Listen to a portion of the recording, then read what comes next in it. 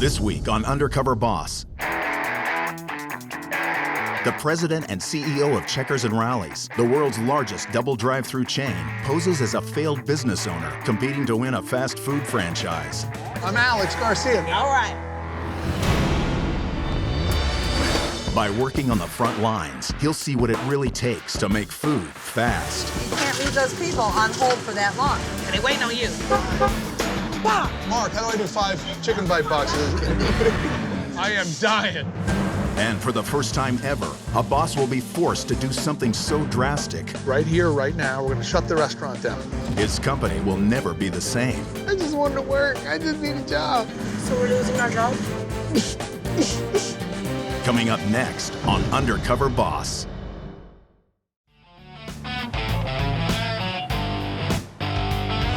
Headquartered in Tampa, Florida, Checkers and Rallies restaurants operate in 30 states across the country, earning more than $680 million in annual revenue and serving 2.2 million burgers a week. Have a great day. Enjoy. Overseeing the 20,000 employees that keep this business moving fast is one man. I'm Rick Silva, President and CEO of Checkers and Rallies. Checkers and Rallies actually started as 2 separate companies. Rallies began in 1985, Checkers in 1986. They were almost 2 twins at birth. The menus were almost identical. Both restaurants had double drive-thrus and a walk-up window without a dining room inside. Checkers business and the Rallies business merged in 1999. They figured out, let's join forces. We realized that we had great equity in both brands, and so we continue to keep both brands alive. Here you go, my dear. Have a good one. I spent 13 years at Burger King. I did work on their international side. I was president of Latin America. I was recruited by Checkers and Rallies 5 years ago. When I came on board, we had to make some changes on the management team. I brought many new people onto the team to work with me, people I knew could deliver. My expectation is perfection. We won't sell anything that our customers haven't told us is what they want. So we run all of our ideas through focus groups. It's definitely an appetite pleaser. If you come to my restaurant and you don't get exactly what you want, I take that personal. You want a checker burger with cheese, sir? Yeah, that sounds great. I love the business I'm in. It is incredibly competitive. I love to compete. I love to win. I hate to lose. We have evolved so many parts of this business. We introduced chicken wings a few years ago. We just introduced cold creations. When I'm hungry for a snack, what's better than some ice cream? And now that gives us that additional visit. I'm still getting that burger visit, but guess what? On Wednesday night, when they want to go out for some ice cream, they're going to come to Checkers and Rallies. The other competitors may chase us, but they'll never catch us because we're already on to the next thing. And you can only win one way. Give everything right. Anything less than that is a complete failure. I'm Cuban American. My parents came from Cuba. I have an older brother and a younger brother. We were probably one of the first Cuban families to be in our neighborhood. It was an interesting way to grow up. They spray painted our house with the word "spick" on it. Spick is a slang for Hispanic. It's a racial slur. There were these older kids that were bullies, and they would push me off my bike. My mother saw this and said to me, "Don't ever let anybody treat you with disrespect." And so I picked the fight with the kid who pushed me off my bike. I lost the fight. But once I stood up for myself, these kids never bothered me again. And it was an early lesson that I've kept with me for the rest of my life. After my mother had worked as a pharmacist in Miami, my parents put a second mortgage on our house and opened a small pharmacy. The whole family worked there. In fact, it was my first impression of business. I was young, and in fact, that's where I learned to love business. I know you're getting ready to leave, so I was looking through some photos, and I found this one, and I thought this look might help you be completely unrecognizable. I'm married to Lisa. We met in high school. In fact, we went to our high school prom together back when I had hair. We've been married for 20 years. We have 2 children, Michael and Jessica. You ready? I'm ready. All right. This is the perfect time to reevaluate and find new things that we can do different. We're at 800 restaurants today. My aspiration is that we'll be at 1,000 restaurants the next couple of years, and we'll continue to grow. What do you think? Oh my goodness, I don't know if I can let you go on the road alone now. The thing that would upset me the most is if I saw either our guests being treated inappropriately or our employees being treated inappropriately. That, to me, would be very, very upsetting. Oh, wow. While undercover, I'll be posing as Alex Garcia, a failed pharmacy owner from Philadelphia. My coworkers will be told that I'm a contestant on a reality TV show called Second Chances, where I'll get the chance to start a new career in the restaurant industry.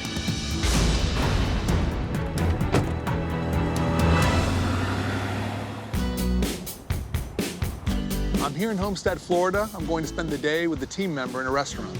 I personally have asked Checkers and Rallies to sell more product at a faster pace than we've ever done it before. Are you the new guy?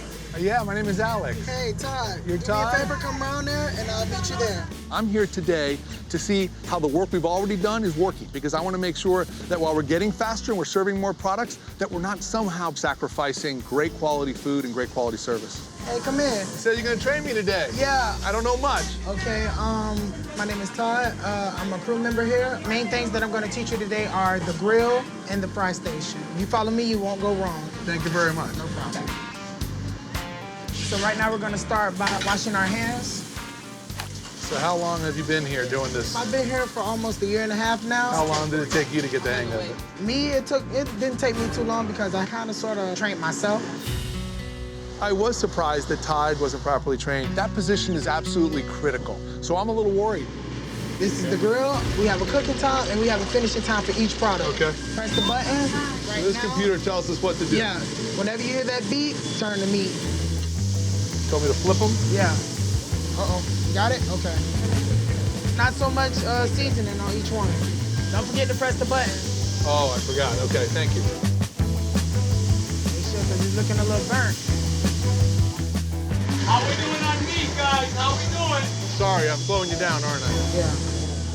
How late can you stay? I got an axe. Step aside, make your phone call, ask. What made you get this job? All of a sudden you wanted to own a business like this? I have a drugstore in Philadelphia, and we had to shut it down. And so I'm thinking about going to the food business. It's more than you cooking a beef patty. You're satisfying your customer. I always wanted to be a chef since I was in the 7th grade. Went to school for it. I had to stop going to school. Why'd you stop? It seems like you really love it. I'm all about my mom and my family, helping her out, the bills and everything like that. You bring the money home for her? Yeah, I'm her rock right now. I don't think of it as me being in a tough bond or tortured by anything. I'm doing what I can, and I'm doing it to the best of my needs. Hi. Sir. No problem, sir. I have something down now. Am I slowing you down? Am I get you in trouble? No. Okay. We do a lot of yelling. Okay. That's our way of communicating. I don't want to get you in trouble, though, so okay. It's okay. It's okay. It's right here. Of course, it's the fry station. Basically, it's the same thing with the grill. We're going by timers here. Okay. Once you get up here, it's all about speed. Make me a 5-piece under barbecue. Okay.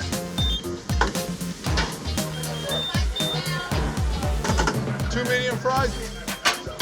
There's a lot going on over here. Speed it up, because it's all about time right Yeah, now. I'm gonna break the box, though. Go ahead and drop 6 strips. You'll hit the button that says finish strips. Okay, the timer, I don't know, the buttons, they're a little messed up. We have very strict standards in terms of how the product should be cooked. That's why we have all those timers. Can you help me with the buttons here? Tell me which button to hit? Oh, down here? Yes, sir. I saw that we were cooking it in ways that weren't necessarily correct. This is crazy over here. This Go ahead and drop me some spicy. The buttons weren't properly labeled, which is a wing. Hit OR, which is for onion rings. Do that one. They weren't following our procedures, and so that when they were preparing the product, they weren't preparing it the way they're supposed to prepare it. Todd, Sir. I need you to take trash out. No problem. I kept hearing the general manager barking orders. Todd, Sir. I need you to drop what you're doing. I need you to take some trash out. And then I heard it again. How many hours do you have right now? So if you go on overtime, I can take you outside and beat you up, right? Todd, is this what usually happens? You're trying to do something, someone's calling you all the time? I can't tell you right now. I need you to drop what you're doing. Do me a favor, take out some trash. Bring me, please. He needs to help me here, is that okay? No, you're gonna go with him. Oh, okay, good. Is that what he always does? Yeah, that's how he is. Like he was telling people they were gonna get in trouble if they didn't do their work? Yeah, he's a bit of a... I try not to, pay attention to it so much. I couldn't work in a place like that. I really could not work there. I couldn't work there for 10 minutes. I would never let somebody talk to me like that. It's my Why job. do you keep working for Checkers? Because I do it because I need to help my mom. How does it make you feel? Like I'm worthless. Let's go talk to him. No, I don't think so. Yeah, I want to talk to him. Come on. I don't think so. I want to talk to him. Let's go. I need my job at any means necessary. What's wrong? What's wrong? I didn't sign up for that. I just wanted to work. I just need a job. You still have a job. Make sure you have a better I just need a job. I come to work and I do what I gotta do. What kind of job do you want? I want a job where I can be respected. Is that job today? No. How much training did we give you? Basically, I took what I learned from McDonald's and I put it into this. I didn't get any training here. I trained myself. I'm gonna talk to him. Give me his name. What's his name? His name is Stevens. Steven, is that your name, sir? Stevens, yes, sir. Can I talk to you for a second? Of course. I might have an opportunity to join Checkers and Rally's system. Okay. What excuse is there to talk to people without being respectful to them? What excuse do you think that would be? Honestly, I don't think I was disrespectful. You have to talk up. They will not listen to you unless they. Who's they? The crew. Why would I want to work for you with the way you talk to people inside there? The first hour that you talk to me that way, I would leave. I wouldn't even leave my name tag in I would walk out the door and never come back. Let me ask you a How would that question. make you feel? I would say that you couldn't handle the job. You do what you gotta do to get them to listen to you. You run them, they don't run you. I came into this company just like you. Wanted to be nice, low tone. It doesn't work. If I don't scream at them, they don't listen to me. But I'm not gonna let you continue telling me I'm disrespecting my crew. Something is seriously wrong with him. He needs to stop. I don't know. He out there trying to talk to Stevens about something. Have you been in the fast food business before? No, I haven't. Maybe that's my Have you been problem. in the restaurant business at all? I've studied the restaurant business. No, not studied. Have you any experience in the restaurant business? Actually, I do. I'll be honest with you. I do have experience. I'll tell you exactly. I have been in the restaurant business for over 20 years, and I've been in the fast food business for over 20 years. I'm CEO for this company. I know exactly what it takes to run a restaurant like this, and guess what? I know the right way to do it, and I know the wrong way to do it. And what I saw here today is completely the wrong way to do it. I was asking people questions about what was the right button, and they didn't know what the answer was. When you see our advertising, do we say, hey, we sell lukewarm burgers, come get them? Is that you think what's gonna sell burgers? No, sir. I guarantee you, half the people that came to this restaurant today didn't get hot product. They got lukewarm product. Right now, you're not doing the job to our standard, and so you don't belong in that restaurant. Right here, right now, we're gonna shut the restaurant down. Rick Silva, the CEO of Checkers, is a boss undercover in his own company. Now, if I'm not fast, they're gonna scream at me or something? Well, yeah. If you go on overtime, I can take you outside and beat you up, right? He's on his first job, and it's not going as he expected. How does it make you feel? Like I'm worthless. Right here, right now, we're gonna shut the restaurant down. Right now, you're not doing the job to our standard. It's completely unacceptable. How long have you been in this restaurant? About 6 weeks. I was thrown into this position. There are certain things I don't know right now. I don't know. I was on my 3rd week of training as an assistant manager before they said, I want you to run the restaurant. Okay. So you were promoted and you weren't ready to be promoted? Honestly, no. Okay. I didn't even finish training. Honestly, not one single person in that restaurant is trained properly. I cannot train them because I don't know everything yet. This is gonna be the last car we serve today, right now. I'm very disappointed. I'm disappointed in myself because at the end of the day, accountability rests on my shoulders because we didn't properly train them. Guys, Erica, ma'am, we're shutting down. We're getting one last car and that's it. We're shutting down. I'm mortified. I actually am mortified that it happened, but there really was no other solution under the circumstances. We're closed for tonight.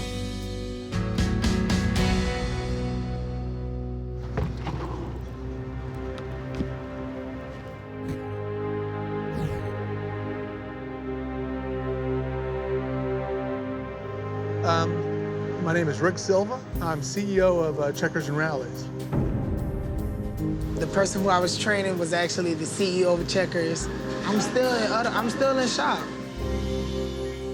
I decided that we weren't going to keep operating this restaurant. We're going to close it. So we're losing our job? No, you're not losing your job. I want to apologize to all of you guys because I let you guys down. The reason I'm shutting this restaurant down is because of you guys. The truth is, if we haven't trained you how to do it, you're doing the best you can. It's not your fault at all, okay?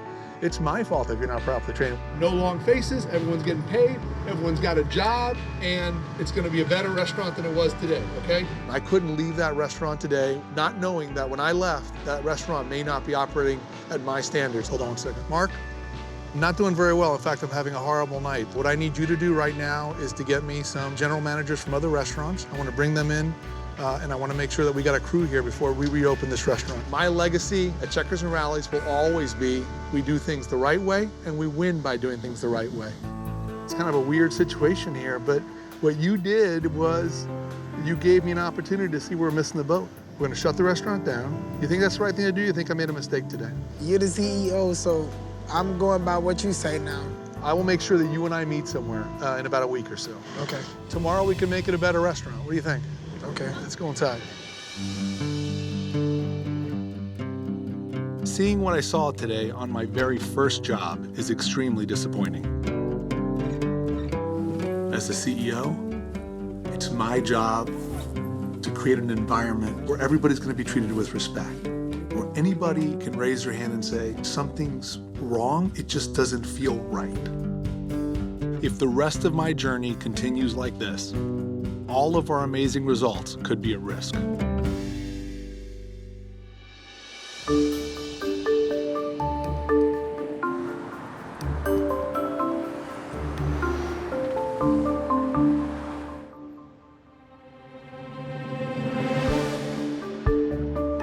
I'm here in Carroll City, Florida. I'm going to be working with the general manager during late night.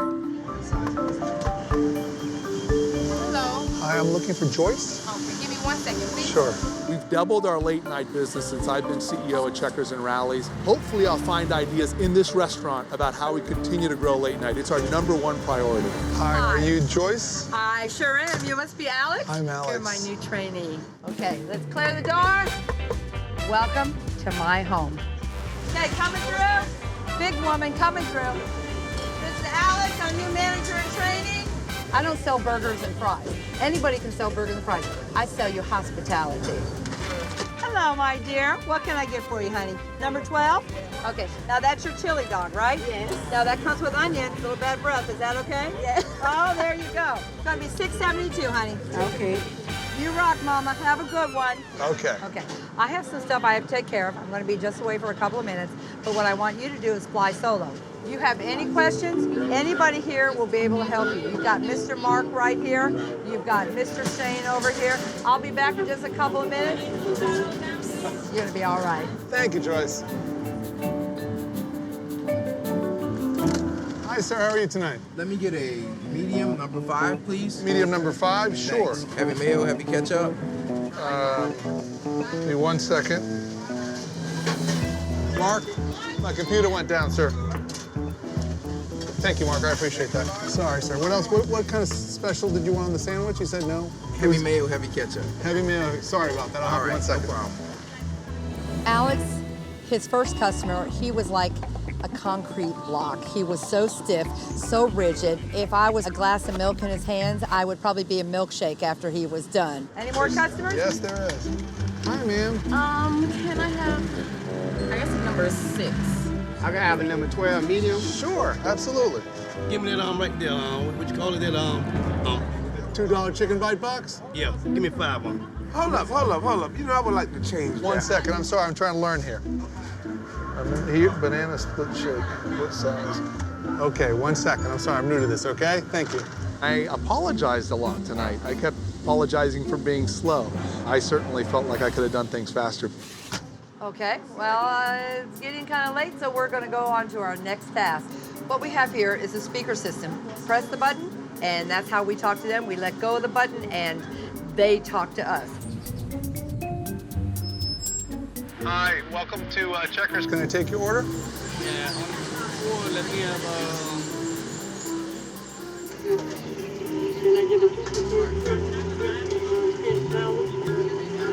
Was that a 2 for $3 crispy sandwich? And a big chicken. Our equipment here is older than Methuselah, so you have to work real hard to decipher what they're saying.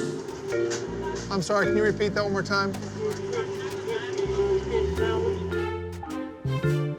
I didn't hear any of it. I hate this pizza. I sat there and had to repeat my question over and over again. If I was that guest, I wouldn't have been happy. I can't hear them. You know what? The further away you stand, I hate this thing. There's so much pressure that I've put on the restaurants to be fast, and every order's got to be perfect. It's kind of hard to be fast and perfect if you can't hear the order. Sorry for making you wait. Can I take your order now? Chicken burger, cheese, and the sauce with a medium Caesar fries. Give me a sweet tea with no ice. I'm sorry, let me get that again. A number 11 with no tartar.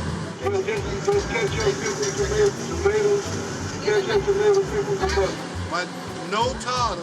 What else did you need? I'm sorry, I don't think I heard it right. I can't hear them at all. Very muffled. Sorry about that. Thanks for being patient with me. Thanks for your patience with that. It took me a little while. We're gonna take a little break. You get your first meal on me. Monsieur, au revoir, hasta la vista, let's hit the road.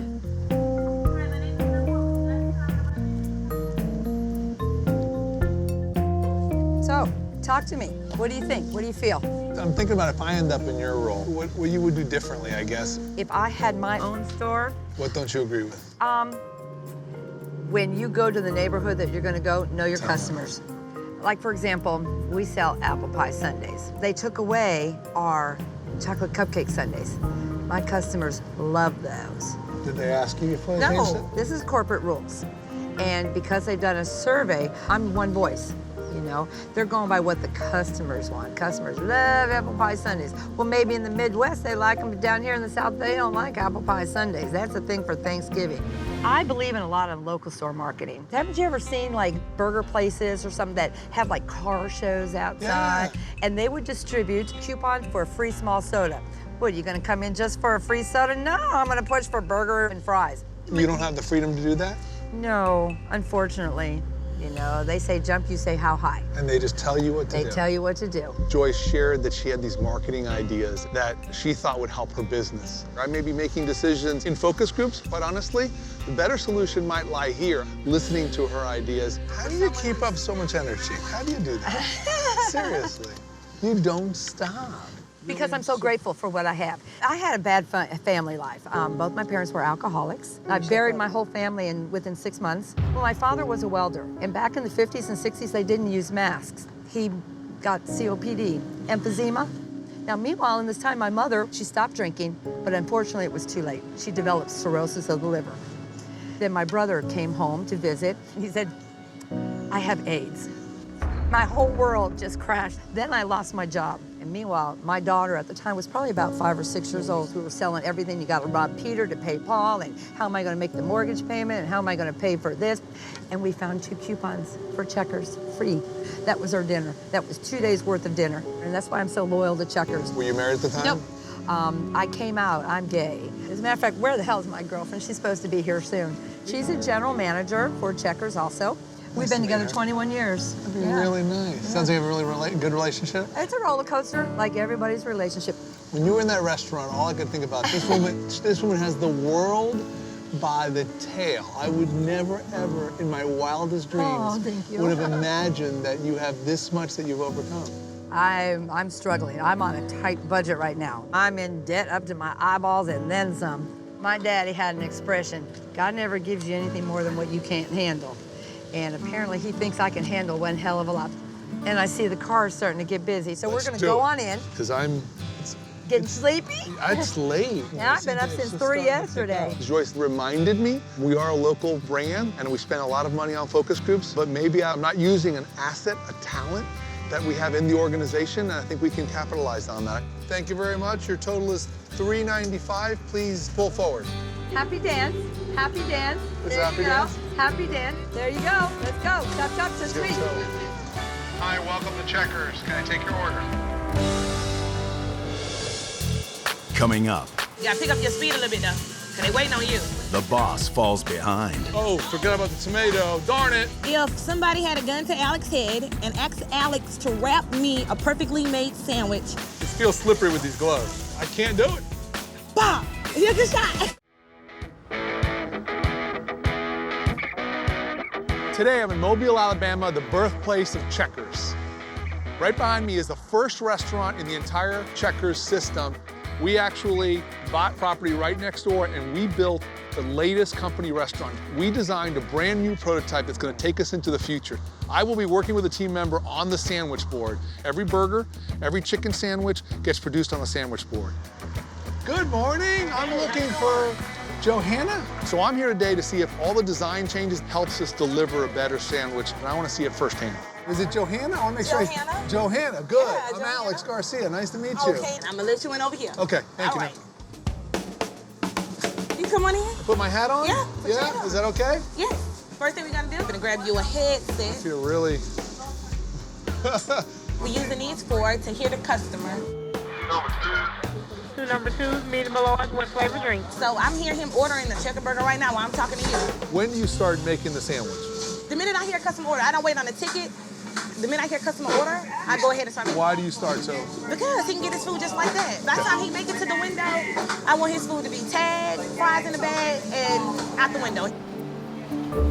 This is your bread toast. Okay. Every sandwich that comes up out of Checkers, the bun is toasted. Okay. The meat bin that you see right here, that holds your meat. It holds your small meat, your large meat, and your hot dog. If you kind of low on meat, you know, talk to your grill meat. Let them know, hey, I got one pan of small meat left. That's why you talk to one another.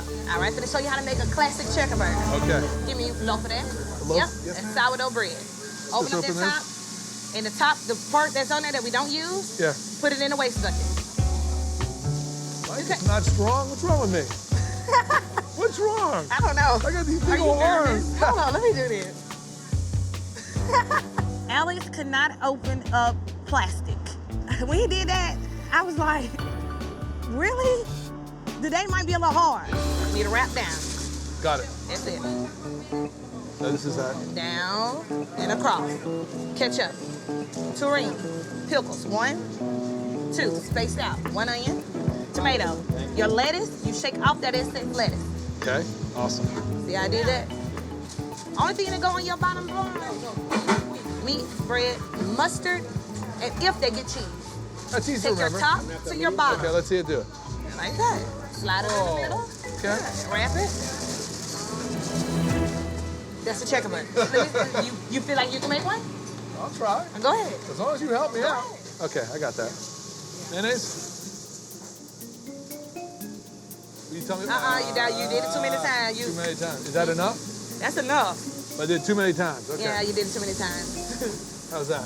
Okay. Good. This is easy because you got them all lined up for me. That's a big old handful. Just a finger pinch. You kind of use a little too much. Okay, yeah. Like you're feeding a rabbit or something. Her expectations were high. 1 ring of mustard. There you go. You're fast. You got your basic sandwiches, checker burger. Yep. All right, you got your double cheeseburger. Okay. Yep. This your spicy chicken, the Big Buford, and the Triple Buford, and our Bacon Zilla. Once you get the hang of it and you kind of remember, you'll get a flow with you. It'll come with you. Okay, I'm It'll sure come you'll with you. teach me. You ready to beef? Hi, thanks for choosing Checker. We'd like to add one come up today. Let me get a chili dog without cheese. Chili dog, no cheese. Just chili, onions. I can't remember all these sandwiches. Wait, your mustard. Mustard. You know, I'm so used to knowing what I need to do and getting it done. It was hard for me. Let me get a number 9. What's a 9? Spicy. Spicy chicken. Spicy chicken. I didn't know the sandwich builds. Oh, it needs lettuce. Put that chicken back up there. Put it back up there? Now put your lettuce. Oh, No. forgot about the tomato. Darn it. What's missing up there? Said no pickles, no onion. It ain't say no ketchup. Now you gotta redo the top. Oh, you're right. Throw the whole thing or just the top out? Redo the top. Whoa, I'm way behind. Give me a second.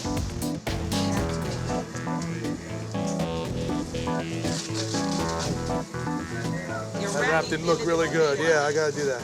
If somebody had a gun to Alex's head and asked Alex to wrap me a perfectly made sandwich, Alex would get shot dead on the spot. It feels slippery with these gloves. I can't do it. Bah! He'll get shot. You gotta pick up your speed a little bit though, 'cause they waiting on you. His speed, he's slow. He's slow like a little turtle. I'm gonna step in for a minute and come over here, and help you a little bit. You gonna help me? If he was fast like that rabbit he was feeding, he'll be okay. Thank you.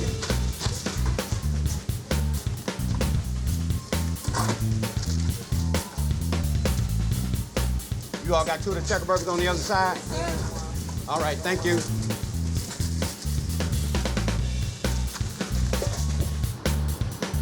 Two small fries, Irene. You guys make it look easy. Johanna, Alex, you guys had a great lunch. Good. I'm gonna let you guys take a break now. Alex never got speed. It's fast food. It ain't called slow food. You would like to get something to drink? I would love a Diet Coke. I am dying. I think the new prototype design is working well. It's more spacious and clearly a lot easier for everyone to get their job done. I made a lot of mistakes there. I can't remember those sandwiches. How many years you been doing this? I've been working for Checkers for 7 years. This is Why the first Checkers ever built. In Mobile, Alabama sits right there. They're gonna tear this one down and make it a parking lot. You know, we still get cars that come through here in order. There's a car right there. You come to this one, baby. Come to this one. You're so used to doing it that way, huh? Yeah, that's why they built that. That's why they put that there. Because people keep doing it. Yeah, that's right. So tell me, if I became a franchisee and I'd work part of it, but I need people to work for me, who would I hire? Who do you think would be a perfect manager? You. If tomorrow you were just a manager, what would you do? How would you do things? I reward my crew members. Because with Checkers, it's like the managers get bonuses and the managers get this. And not they didn't get what they got by themselves. No way. Let them know, hey, I appreciate you for doing this for me. You know, and I just feel like they just don't treat us, you know, reward your crew. We've never been rewarded. Never. The whole 7 years I've been with Checkers. You haven't gotten? No, I make $8 an hour. That's why, I live paycheck to paycheck. I don't even look forward to getting paid.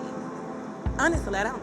And then if I was to take a manager position, it won't be nothing but like a 50 cent or $1 raise. That's the only difference when you get a manager? Yeah, Checkers start their managers off at like $9. Is that it? Yes, you have other places that start managers off higher? 11, 10. Yes. They start their crew members off at $9 to $10, other places. It was enlightening to see her perspective on the incentive structure. And what she allowed me to realize is we may not have a compensation program that takes into consideration the Johannas of the world. That's another reason why I never took a management position. You have to have a reliable transportation. You got car problems? This car cuts off on me. I never want to jump in to do something if I know I can't handle it. I know I'm having car trouble right now. Why would I jump into being a manager? Johanna is a magnificent individual. We're lucky to have her. We gotta go back in here to work. And I feel that I need to find a way to continue to grow her because she has much more capacity than we're using today. That's a risk. If we're not using her to her full capacity, somebody else will see her and they will steal her. Yep. Look at that. Good job, Alex. All right. Good job.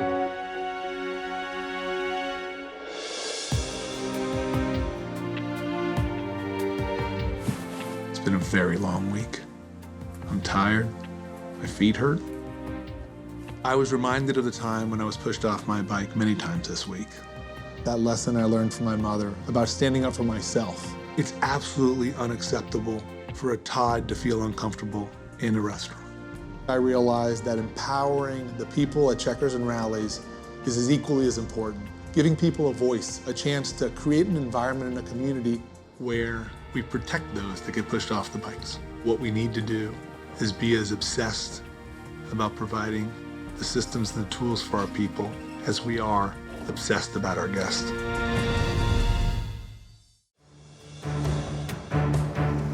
I've asked the employees I work with this week to come to one of our Rallies restaurants in Flint, Michigan. This is one of our most successful new franchise restaurants, a perfect place to reveal my true identity. The employees think they're here to weigh in on whether I should get a second chance in the fast food business.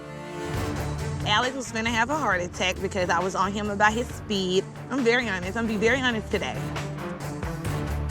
I found out that my trainee was actually the CEO of the company. I'm still a little confused about the whole thing, but as far as I know, we'll get to the bottom of it today. Hey, Alex. Yeah, dressed up. Alex. Do you know who I am? I hope, yeah. I'm Rick Silva, CEO of Checkers and Rallies. Wow. I feel so bad. I did you bad. I did you bad. Now you made me nervous. Johanna, do you realize how good you are at your job? Do you realize how smoking fast you are on the boards? You're probably one of the fastest people I've seen, and you won't even try it. No, I wasn't. That was just me. One of the things you talked about, this idea that we have these incentive programs for managers, and yet those incentives don't always in all the restaurants roll down to the team members. Yes. We're gonna fix it so that we take our incentive program, and when managers get incentives, team members also get incentives. Oh, that's excellent. Thank you. Thank you. That is very excellent. Don't thank me. There's a lot of people like you that can do a lot more, right? Yes.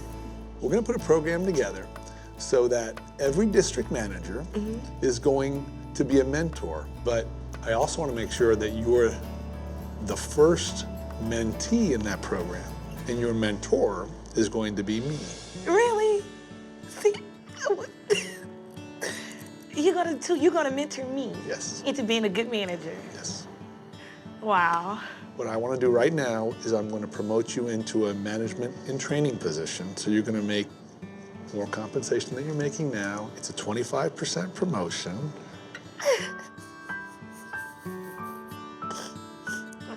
Okay, I'm okay. Thank you. So I'm gonna be a manager. You got to make it. What if I'm a manager and I'm on my way to open up the store and then all of a sudden my car just cut off?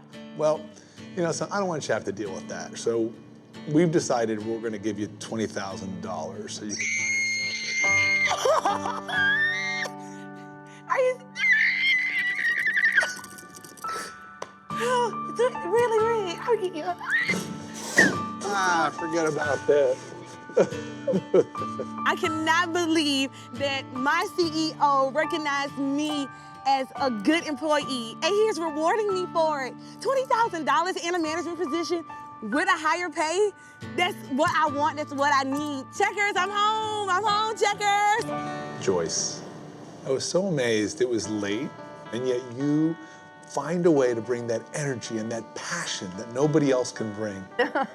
Well, the other thing I noticed was that speaker box wasn't working. It's terrible. A lot of our speakers are like that. Yeah, well, we've already gone ahead, and when you get back to your restaurant, that will be replaced, and so you don't have to deal with that. Your job is hard enough already. Oh, thank you so very, very much. Thank you. We talk about knowing our customer really, really well, but you opened my eyes to the fact that you know the guest better than other information we technically use. Because of what you shared with me, we're going to do something different at Checkers and Rallies. We're creating a general managers council, and every quarter, we're going to have them sit with me and other members of the executive team. Awesome. And share those ideas that you had. You are the first member right here, right now, of that council. It's an honor. It's an honor. You also shared with me that you have some financial pressure. I'm okay. Oh, I know you're okay. We want you to be more than okay. I want to give something back to you. We're going to give you $10,000.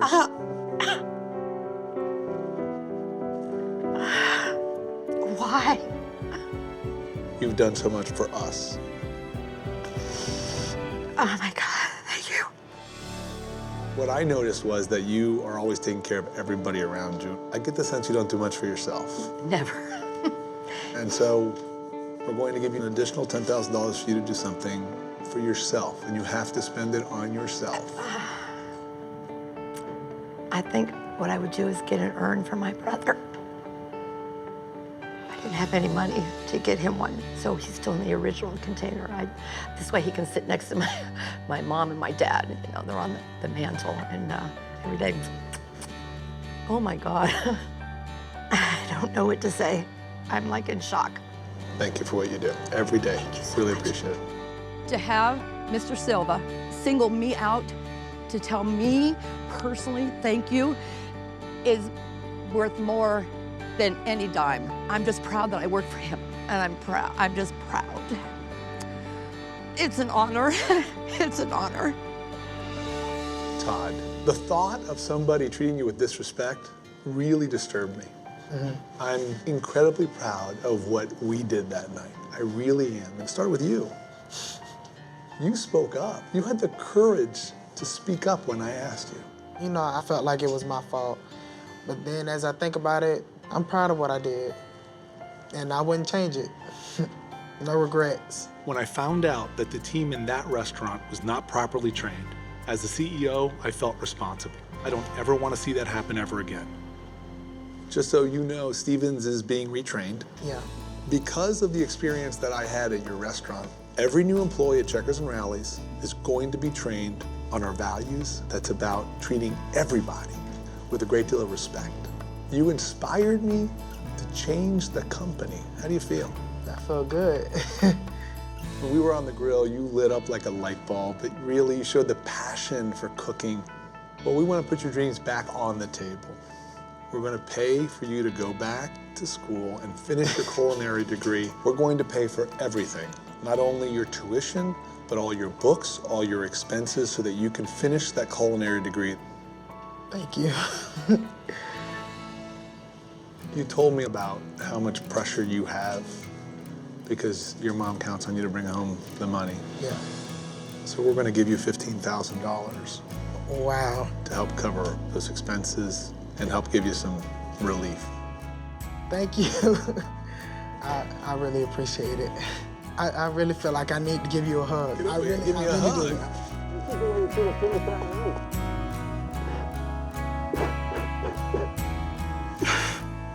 It feels so good. It really does. I'm gonna stand up for what I believe in. It's my time to shine. This week I learned that Checkers and Rallies is much more than just a restaurant. It's the people inside the restaurant, in their everyday lives, and their everyday struggles, and how they make this brand what it is. Our future lies right there.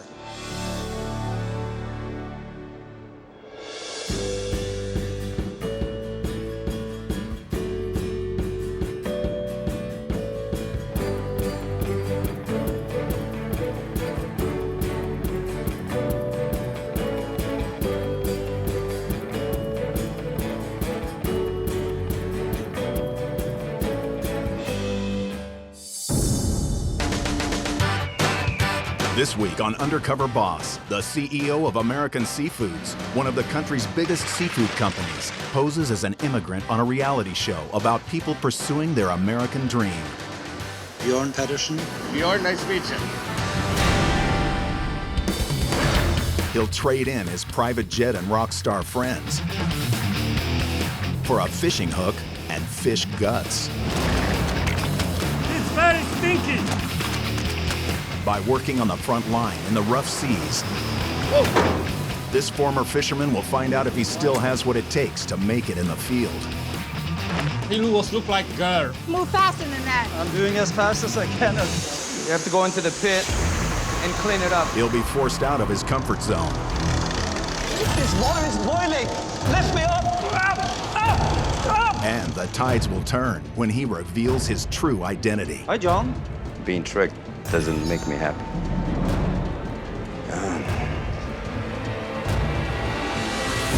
Coming up next on Undercover Boss.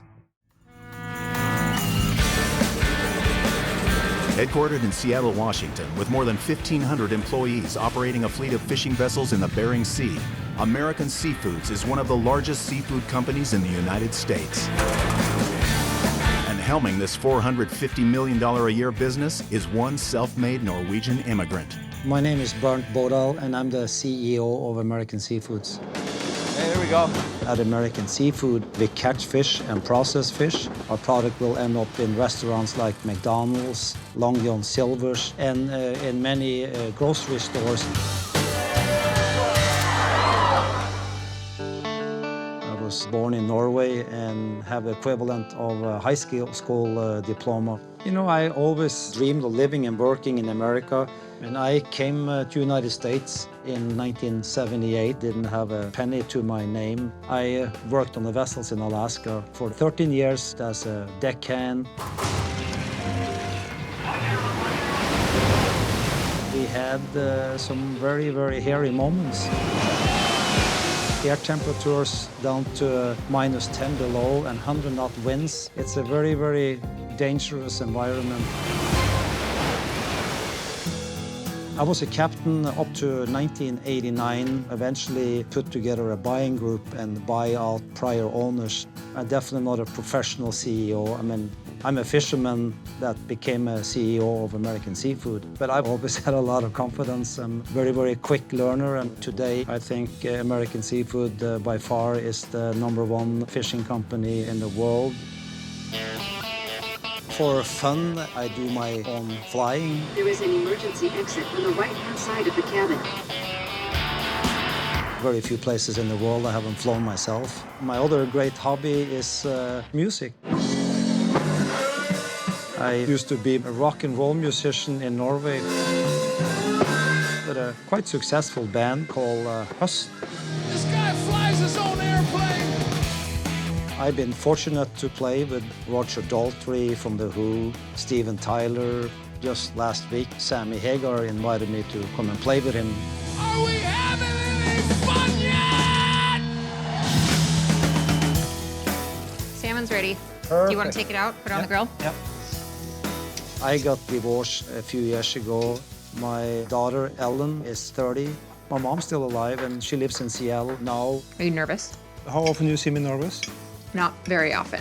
It's going to be exciting to go back on the boat. Am I nervous? No. You know, I have years of experience, and I still feel confident. When's the last time you went out on a boat? 1989. I think my dad's definitely going to have a reality check. He hasn't done hard work like this for a really long time. His lifestyle now is completely different. Bye. Bye. Love you. I'll miss you. I've been with the company almost from the beginning, and we've been very successful. But our goal is to continue to grow and get bigger.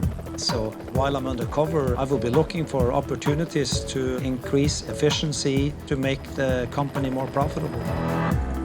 While going undercover, I will be posing as Bjørn Pedersen, a Norwegian considering emigrating to the United States. My co-workers will be told they're involved in a reality show called American Dreams, about people who have dreamed of living and working in America in hopes of a new life and career.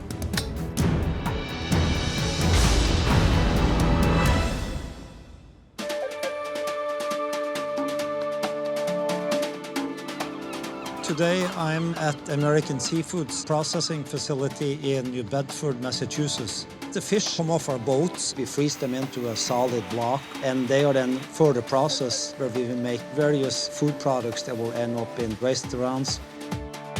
Before I go to Alaska on one of our ships, I'm going to be working as a maintenance manager. American Seafood has a lot of equipment. If we have a breakdown in a facility, that's bad for business and costs us money. Where do I find John? John? Hi. Bjørn Pedersen? Bjørn? Yeah. John Pine, how are you? Nice to see you. So you're my new trainee? Yes. Got a couple of things to do today. Change over a couple of lines, do some welding. Yeah. Main thing is going to be the pit. We're going to get you dressed up. Yep. Let's go to work on the fish pit.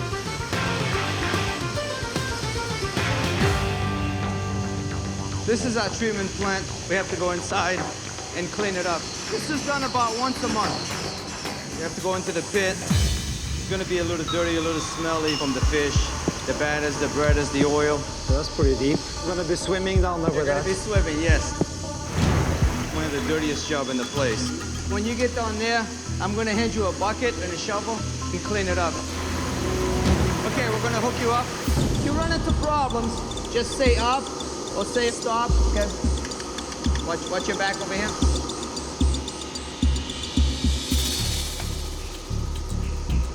Let me know when you're there. This water is boiling. Lift me up. Up, up, up. Lift me up. It's boiling. Up, up. Bernd Bodal, CEO of American Seafoods, is a boss undercover in his own company. So you're my new trainee? His employees think he's part of a reality show about immigrants pursuing their American dream. But right now, he's in a bit of hot water. Lift me up. Lift me up. Up, up. This water is boiling! Lift me up! Don't you know that this water is boiling? It's hot? It's boiling. It's boiling. All right. Okay, we'll get you out of there. Come on out. When Bjorn screamed, you know, I don't want to knock him down too much, but it was like feminine woman. I don't know. Maybe he was a little bit of a... I don't know. What I'll do is I'll put some cold water. You don't want to go? That gives people burn damage. You don't want to go? You don't have to go. This was just totally bull. That water is boiling. We shouldn't put anyone in a tank like that. There's a little warm. It's not a little warm. Yes, the water was warm, but it is part of the job, going in the pit. There are people that do it. I've done it. I was more than willing to make it comfortable for him, but he didn't want to make a second effort. Might be better if I had Billy clean it up. Put it on? Yeah, put it on. You all right? No. You got to change out a breader. What is a breader? It's a machine that puts flour on fish to cover it. What we have here is a batter applicator. It's got some broken wires. We have to repair it. Okay. So I'm gonna show you how to do one. This is a wire that's damaged. So what we're gonna do is cut it and remove it. So you hold with one hand and you cut. Okay? Hold and cut. You want me to do the other side or you want to try it? I can try it. Now, what you'd want to do is cut it here. No, you cut the wrong one. By cutting the wrong one, what you've done is double the work. I realized that. No. You have to go from... I got it, okay. John has very high standard for his employees. He maybe wasn't a very patient trainer, but he obviously knows his job very well. So how long have you been in this country? Oh, I just been here for a few months right now. Do you have kids? You have a family? I have kids back in Norway. What drives you to put food on the table for them? You know, work hard. Well, I can get a jackass to work hard. Being a foreigner in a foreign country is people telling you can't do stuff, and you got to prove them wrong every day. So you got to try harder than the next guy. Yeah, no, I realize that. The part that drives my ass is, oh my God, you're a foreigner like me. So where's your family from? Portugal. So are you born in this country? No, I was not born here. I was born in the Azores. So you still get a chance to go back to the Azores? Or? Yes. Matter of fact, I'm hoping to take my kids there and show them where I was born. Oh, that'd be great. Yeah, I really appreciate people like John. We're both foreigners in this country. John is a very, very hard worker and takes his job very, very seriously. And people like him has made this company a great success. Oh. I mean, convince me, why should I give you a chance? That's a very good question. You know, this just drives me crazy. But this is one of hundreds of jobs you'd have to learn here. Believe it or not, the wires makes or breaks a lot of mechanics. We could be here all day. I know. And it broke Bjorn. He sucked at it. Let's do this. You've welded before? Yep.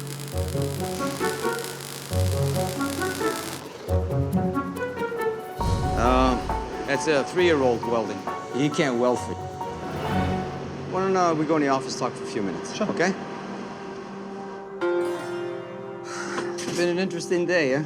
I need to give this some thought. I'm sure you need to give yourself some thought whether or not this is what you want. So let's do that, and I'll see you around. I can't keep someone like that. Appreciate you taking the time. Okay, thank you. Take care. Bye. All right, bye. I didn't find Bjorn hungry. I didn't see the guy say, hey, listen, give me another shot. I want to come back. Shoot myself in the head. So it's time to pack it up and send him on his way. You know, I could see John as a guy that would get very easily frustrated by people that are not up to the skill levels, which he should be, and that's why he's not going to hire me in that department. I think I will do a lot better on the ship. I know those jobs. I think I will fare a lot better.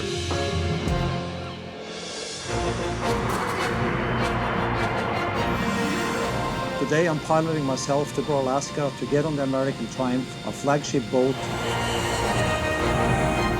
I put on my disguise before I even exit the plane. I've been coming to Alaska for 30 years and I'll be very easily recognized.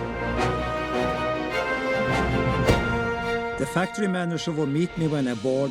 There's only one way to do this successfully. I have to work with him and the captain to make sure I go undetected while on the ship. They both under strict orders not to tell anyone. Hi, Bjorn. Takk for sist. Takk for sist. Welcome aboard.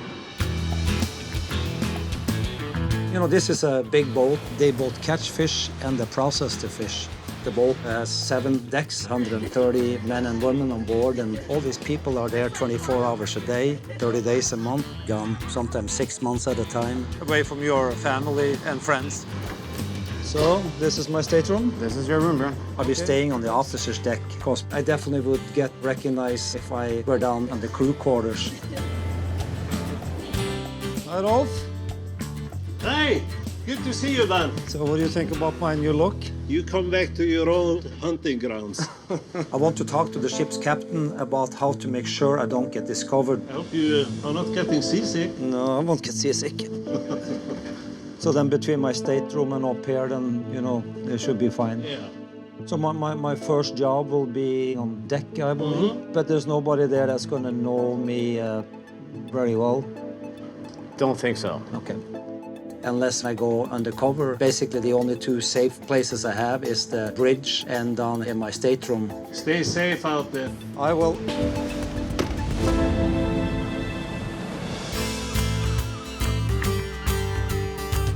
Today I'm about to be a deckhand. The deckhand is the first part of the process to catch the fish, haul the fish on board and get it down into the factory where we can do further processing. We will catch as much as 300,000 tons of fish each year. Do you know where Billy is at? I was a deckhand for many years, so I'm sure I will do very well. Hey. Do you know where Billy is at? That's me. How's it going, man? Hey, Billy, Bjorn Pettersen. Bjorn, nice to meet you. You're my trainee for the day, the Greenhorn? Yeah. Alrighty. What we're gonna be doing here is we're gonna be hauling back this net, and then we're gonna be setting the other side. So let's just walk back here, I'll show you where we go. Okay. Now, you've ever fished or anything like that before? No, never fished. That's what we're doing here, is fishing. It's for pollock. When I first seen him, I thought Bjorn was a little on the older side to be coming out on deck, but seemed to be a nice guy. Make sure you stand where I tell you to stand, and make sure you don't put your hands anywhere, because I've seen people get their fingers cut off, I've seen people get killed. It's not a pretty sight, you know. It can be really dangerous out here. We got these things called trawl doors are going to be coming up. Now the fun begins. Watch yourself. Kind of lean back. Pops up, it'll take your face and hit you in the face. There you go. All right? Grab this rope. Okay. Pull it up, put it here. Okay. Whoa. Grab that hook. You really have to pay attention. If you don't pay attention, you can get hurt, seriously hurt really quick out here. As this net's coming in, you keep an eye on all the lines, make sure nothing's broke.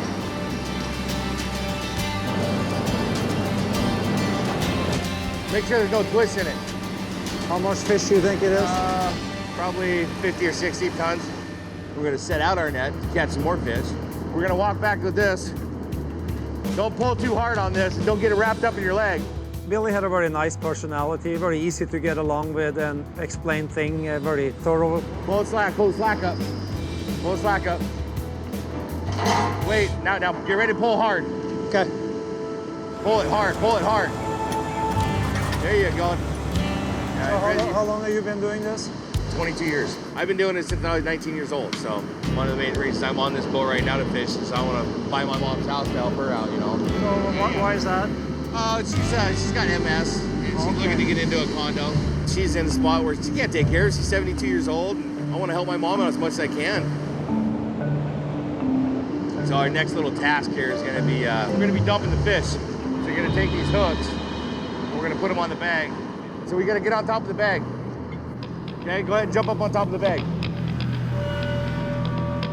Okay, there you go.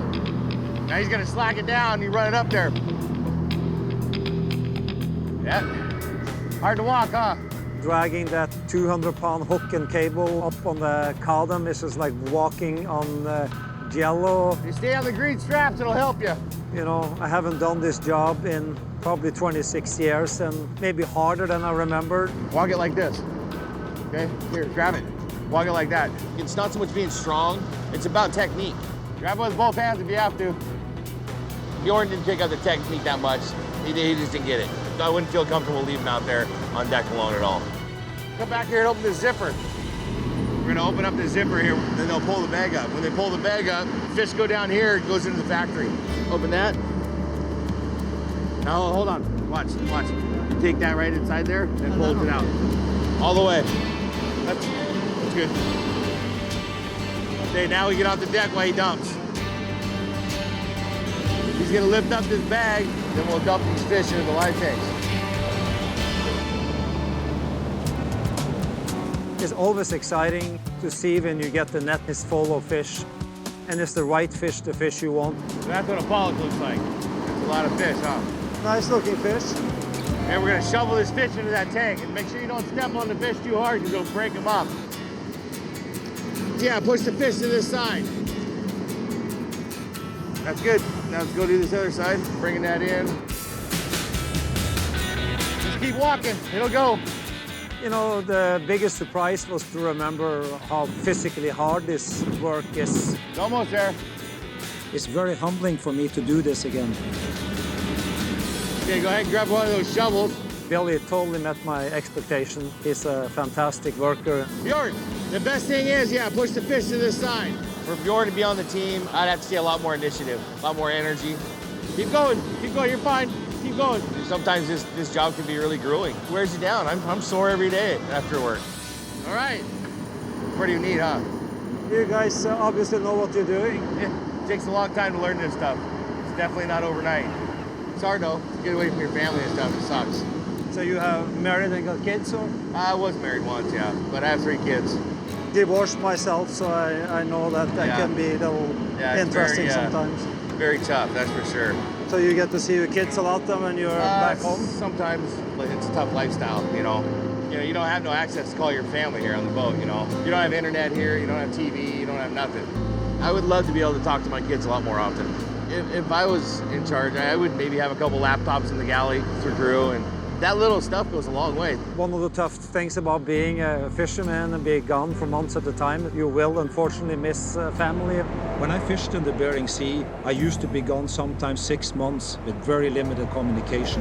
So definitely know that feeling firsthand.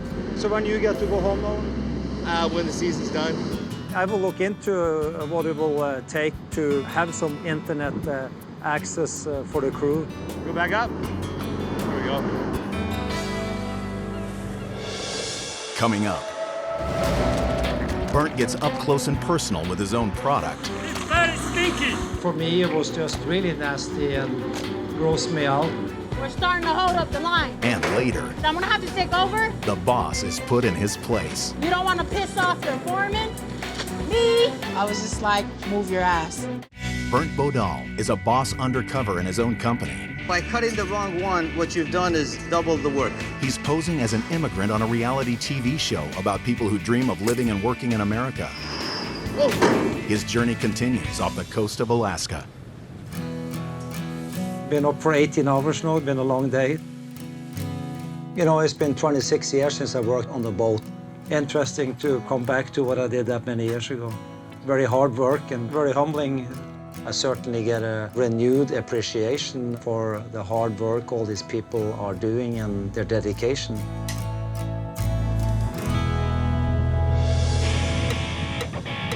I'm going to be working in the fish meal plant today. Fish meal is all the extra pieces of the fish heads and the guts. The primary use for a fish meal is for eel aquaculture in Southeast Asia. Really make the eel grow a lot faster and they get a better product.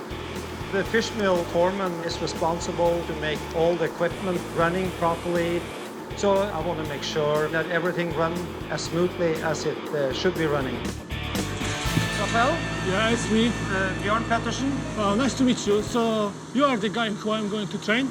Yes. All the guts, all the heads, all the livers, everything what they are not using in the factory, we are grinding, then we are cooking, then we are drying it, and then you are packing it into the bags. This is the fish meal? Yeah, that's the fish meal, you know. The most important part of my job is to keep the factory running, because if we stop, we're losing the money. So let's go. You're going to start working on the cooker. So the cooker basically keeps stopping all the gas, waste that's building up. So that's why you have to clean it from time to time. I show you, but I want you to do it.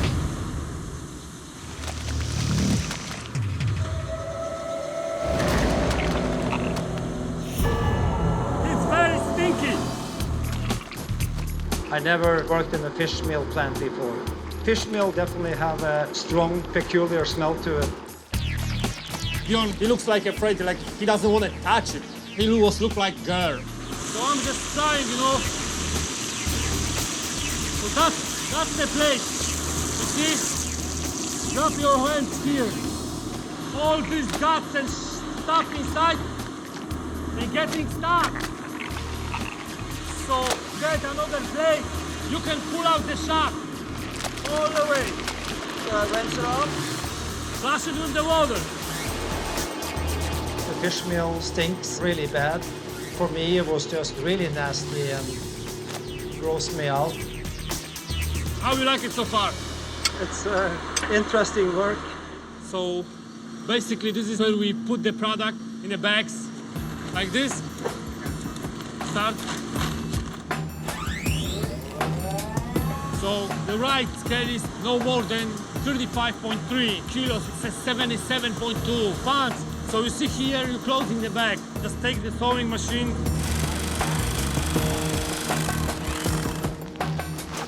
You see this room? We're filling up all the way, from the bottom till ceiling, 255 tons. Okay. This will be one of the hardest parts. I want you to do at least like 10, 15 bags, and then I will come back and check you, okay? Okay.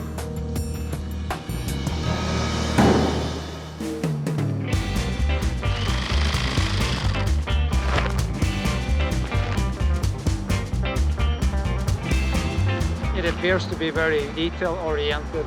Each bag needs to be 35.2 to 35.3 kilos.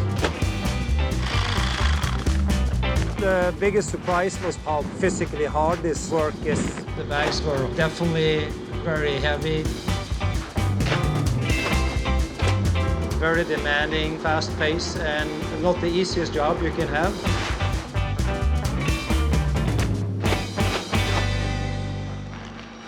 Can you stop it for a second? I just want to make sure there's the right weight on the bag. Too much. 35, that's okay, but no more than that. We cannot do it because we're losing the money. It's tough work. You can see you have to have some strength. Yeah. I can see you start sweating. Let's take a break. Thank you. So it's very different for me. First time I'm here and being on the boat. Yeah. Because I live in Norway now. So you're trying to realize your American dreams. You want to see. Yeah. I'm same immigrant like you. I'm married. I have 2 kids. Right now they are in Poland. For now I don't have a choice because my language. If I will make some improvements, maybe I can go higher. I'm just trying to come through my American dream and bring my wife here and my kids. Rafal, like me, he's an immigrant. It's very tough to be out here having a family that far away. I can definitely relate to that because I did it for so many years myself. So did you still enjoy the job? I like the job, but it's even hard to explain. It's here, you are like in the jail, you cannot leave. It's hard to even communicate. You cannot email or call your family. You have to think about this too when you're coming here. There's no breaks. So we don't have anybody who can come and give a break. Oh, yeah. So same like me, I want to go bathroom. I'm leaving the factory alone. So when something breaks, people in the factory mad because it's money. Being on a ship like the American Triumph, one of the problems is the physical space. We have a real limitation on how many people we can put on board. Let's get back to work. Okay. We need people like Rafael, which is so dedicated to the work. They're going to be more worried about the equipment running properly than taking their break. So make sure the scale is clean. We are very grateful to have people like that.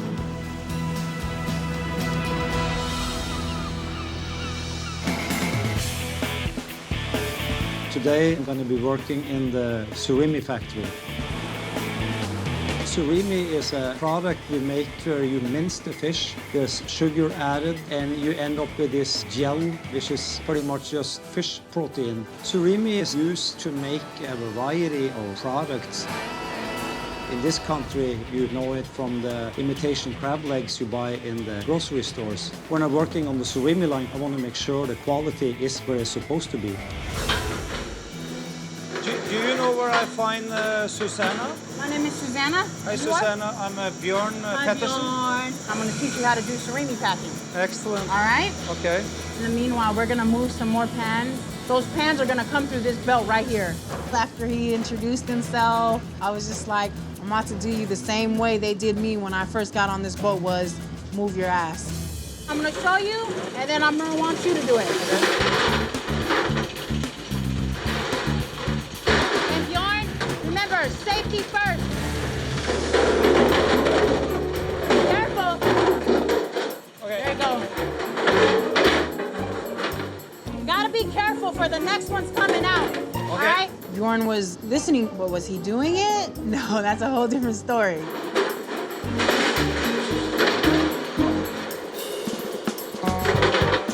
Production is not gonna wait for you. I understand. All right.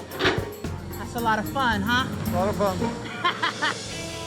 This is where you're gonna be packing. Yeah. It's an assembly line, okay? So as soon as that meat comes, I want you to keep up with that meat. We're gonna need some speed. Press green. Press like this, grip like that. Okay. That meat's coming fast. Yeah.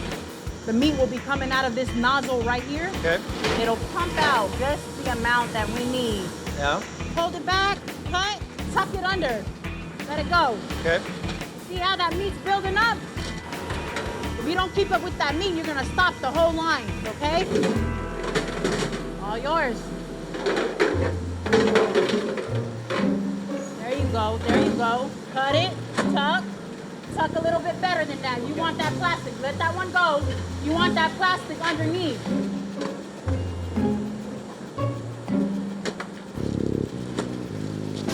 All right, Bjorn. That meat's building up. You're gonna need to move faster than that. Keep up with that meat. That shouldn't be happening, I'll tell you that. I'm doing as fast as I can at this See point. how that goes? I want you to see that. There's a reason why I don't want that. When I first started here, I needed to move my ass. You know? We're starting to hold up the line. My first day was a drag too. Let me go ahead. I'm gonna have to take over because the meat is all piled up in the back. That's why I need you to move a little faster. Part of your job is to keep up with that meat hopper. You don't want to piss off your foreman, the QC, me.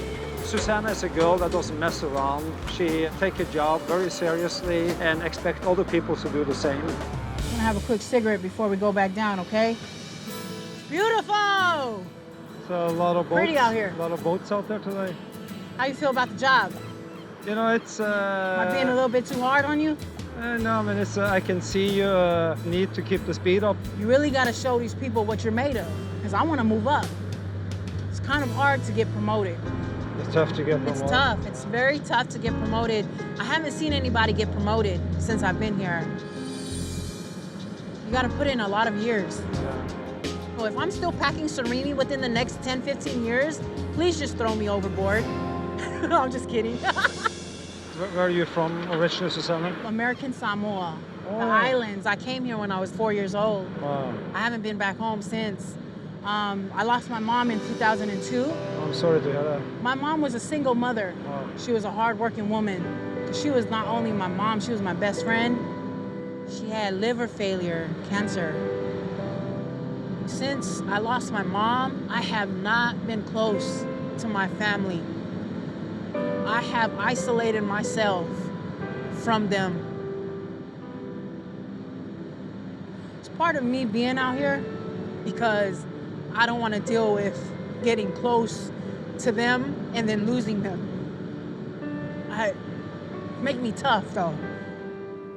Susanna was extraordinarily close to her mom. I love my mom also, and I understand her pain of losing her mom that early in her life. I'm gonna take you back downstairs. Okay. You need to work on your packing. Susanna has a very demanding, repetitive job. She seems to be very skilled at her work. So I'm gonna take you back down to the factory.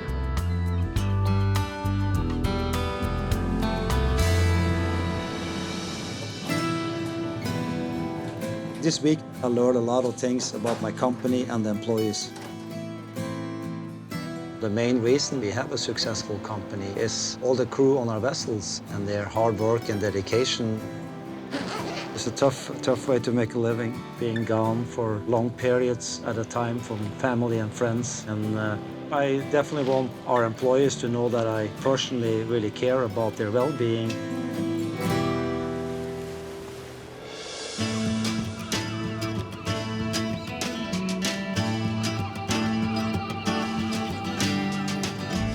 I'm about to reveal my true identity. All the employees that I have worked with have been asked to come to the bridge of the American triumph. They think they're coming to vote on whether or not I should chase my American dream. I left Boston to come to Alaska to judge on Bjorn's performance. I think it'd be good for maybe a desk job. Pencil pushing, like, I don't know.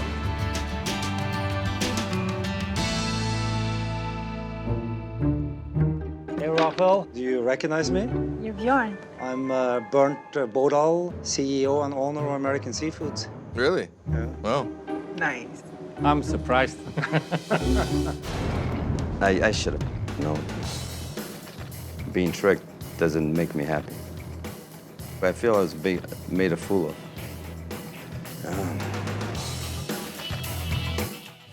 Do you recognize me? Bernd Bodal is meeting face-to-face with his employees. I'm Bernd Bodal. I should have known. And not everyone is happy. When I saw your palm of your hand, I said, no way he does labor work. But I should have known. I had that feeling back of my head. Being tricked doesn't make me happy. But John, again, I don't think you should take it that way, because I mean, again, you know, for me to be able to see how you guys work, and you know, I mean, yourself specifically are extraordinary. I feel I was made a fool of. John, I never, I mean, to me, you, if anyone made a fool, was me trying to do this job. It was definitely an eye-opener for me. Well, how's your feet? I should have asked you that. Yeah, I didn't get any burn damage or anything, but I could definitely feel it. Lift me up! John, I think we should modify our procedure to make sure that the temperature is cooler. Sorry about the water. You know, but I'm not sorry about the other stuff. No, you shouldn't be. And I really got the feeling and appreciation that you really care about your job. I think you deserve recognition of that. And I'd like to raise your pay by $10,000 a year. And we're gonna change your title to Director of Maintenance. You don't have to do that. Believe me, you don't have to do that. I know we don't have to do it, John, but you know, I like to do it. I'm shocked, very grateful. I mean, thank you. You mentioned to me that you always had a dream of taking your wife and kids back to the Azores. Yes. And, you know, I fly my own airplane, and what I like to do is to take you guys to the Azores and give you $10,000 spending on it. You don't have to do this. I like to do it. Well, thank you, and I think my kids will be definitely taken back. Never flown on a plane like that, but yeah, I don't know what to say. I don't like being tricked, but it turned out for the best. So but I'm grateful to him for a lot. Billy, I fished myself in the Bering Sea for 13 years. Really? Yeah. You did a great job of fooling me. Definitely reminded me about all the hard work and, you know, what you and I talked about, how tough it is to be away from your, you know, family, and you can't communicate when you're out at sea. Yeah. Because of you, Billy, we're gonna have internet access for all our crew throughout all our vessels. That's awesome. That's totally awesome. The annual cost for this internet service will be approximately $200,000 a year, but it is very important for us that the crew are happy. Thank you. Thank you so much. The morale of the crew is what keeps a good vessel like this going. You mentioned your mom's house. I'd like to give you a $20,000 gift that you can use as part of your down payment to try and buy your mom's house. That would be amazing. I can't thank you enough on that. And you know, one more thing. You shared with me the fact that your mother have multiple sclerosis. Yes, it's taken a toll on her. I'd like to provide a $10,000 donation in your mom's name to whatever, MS cause she would like. I appreciate that very much. I can't thank you enough. I think my mom is just going to be really happy and shocked about the internet. I can actually speak to my kids. I want to tell everybody from American Seafoods and all the boats that you guys are welcome for getting this internet. So, Rafael, I was really impressed with your work ethics. It's a very hard, demanding job. You told me you feel limited because of your English capabilities. I'd like to give you $5,000 to use for tutoring to help you improve the language. Thank you very much. I appreciate that. It will be better for my feelings, so I will be not afraid to talk with the people. You mentioned that your wife and 2 children are in Poland. Yes. That's the hardest part of the job. Your American dream is to one day have both your wife and children come to United States. Yeah. When that day comes, I will like to take you and your family and personally fly you back from Poland to Seattle. That's very nice. I am very happy to hear that. When you move your family to United States, this will cost you some money. To help you with this, I'd like to give you a gift of $25,000. Thank you very much. It's hard to believe.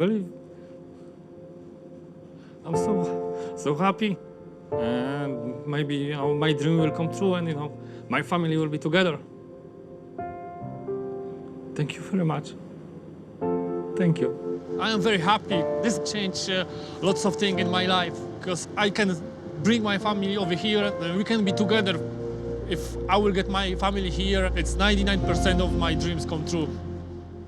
Susanna, I was very, very impressed with your skills. One of my goals is to become a foreman in this company, right? And, I highly recommend, that anytime there's an opening, you should apply because people like yourself want to work hard. You have a very great attitude. Thank you.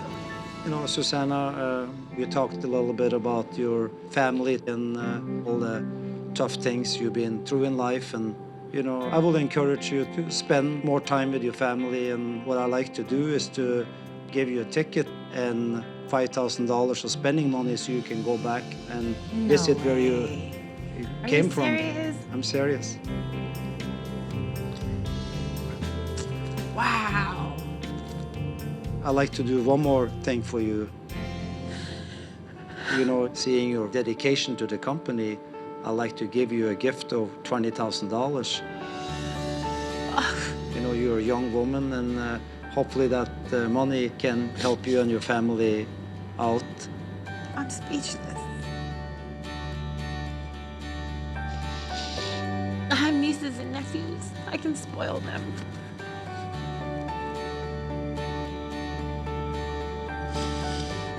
My mom's gone. That's all she wanted, just to keep the family together.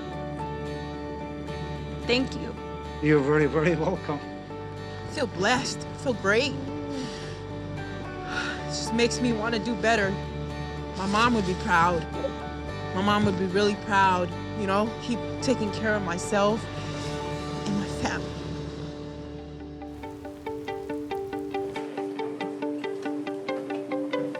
It's been great to have the opportunity to spend time with our crew. Hello, everyone. I'm Bernd Bolal, CEO and owner of American Seafoods. And I've been out on the Triumph for 4 days, working undercover. It was great to see the hard work you guys do. So thank you. And one thing we will do is to get the internet access on all our vessels. It was a good reminder for me, the sacrifices they make. You're gone for weeks and months at a time, and it takes a very special person to do a job like this. All the meals have been fantastic, so you're doing a great job. Thanks a lot. I came here in 1978. I really appreciate the opportunity I had in America, and I strongly believe in supporting our crew and giving them the best possible work conditions, and I'm very supportive of them being successful.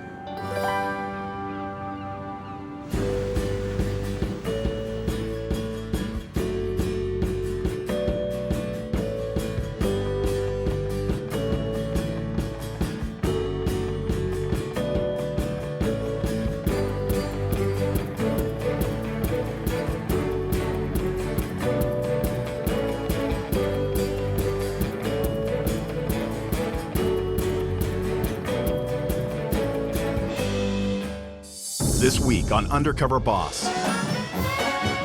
The CTO of Popeyes Louisiana Kitchen, the world's second largest fried chicken restaurant chain, poses as a fine dining employee swapping jobs with a fast food worker. I'm Pam. Oh, it's nice to meet you, Pam. You're new in your training, but baby, you gotta hustle. Oh, I'm losing him. By working on the front lines, You come back here, I need dipping, I need dipping. she'll see what's really being served up in her restaurants. I like Taco Bell. You like Taco Bell? And when she's faced with the truth, They don't do that no more. Oh, yeah. Oh, God, it stinks. how will she react? Find out. Founded in New Orleans, Popeyes Louisiana Kitchen serves more than 200 million pounds of chicken in more than 2,000 locations worldwide, creating more than $2 billion in annual revenue. Hi, welcome to Popeyes. Will you be dining in? Overseeing the 40,000 employees that keep this business cooking is one woman. I'm Lynn Zapone, the Chief Talent Officer at Popeyes Louisiana Kitchen. I was born in Rhode Island, and that's where I grew up. I come from a big Italian family. I was the youngest of 5 children, very much a working class family, and I always felt quite loved and protected.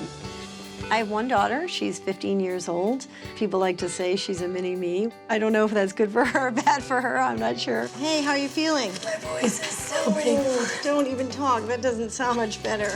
Hey, I brought home some dinner and some soup for you. Okay. She's my #1 priority, but it's hard sometimes. Dawn's fed, so now what? Being a working parent is a juggling act. I've been divorced for 11 years. Oh, it feels good on my throat. Thanks for my soup. But I've been really fortunate because I've worked for companies who have been very supportive of me making being a mother a priority. I've been with Popeyes Louisiana Kitchen almost 5 months now. As Chief Talent Officer, I'm responsible for working with our team to make sure that our crew members feel like they have the tools they need, they have the training they need in order to deliver the very best experience to our customers. Oh, thanks. I have a big part to play in making sure we create the right environment so people would want to join a company and would want to stay. Popeyes Louisiana Kitchen is a quick service restaurant. We have more than 2,000 restaurants. We're in 44 states and in 26 countries. Popeyes was established almost 40 years ago in Louisiana by a man named Al Copeland, a really charismatic, family-oriented guy, loved the food of New Orleans, and so we're just very connected to the environment there. When you think of this brand, you can't help but think about New Orleans. Hurricane Katrina was devastating to the whole area. I mean, people lost their homes, people lost their jobs. So many of our employees were impacted. We had to make sure we could step in to help them in some big or small ways. We had employees who were displaced for a long time, but yet came back to work with us again after they could come back to the city. Knowing that is a really good indicator that we're doing some things right. Hey, Cheryl, still a good time? Yes, come on in. Cheryl Batchelder is the CEO of Popeyes, and she's been here for 4 years. I'm in the restaurant so often, everybody knows me. That's so true. That's true. When I come, they plant flowers, they wax the floors, and I just don't get any sense of reality. And I really want to know the truth.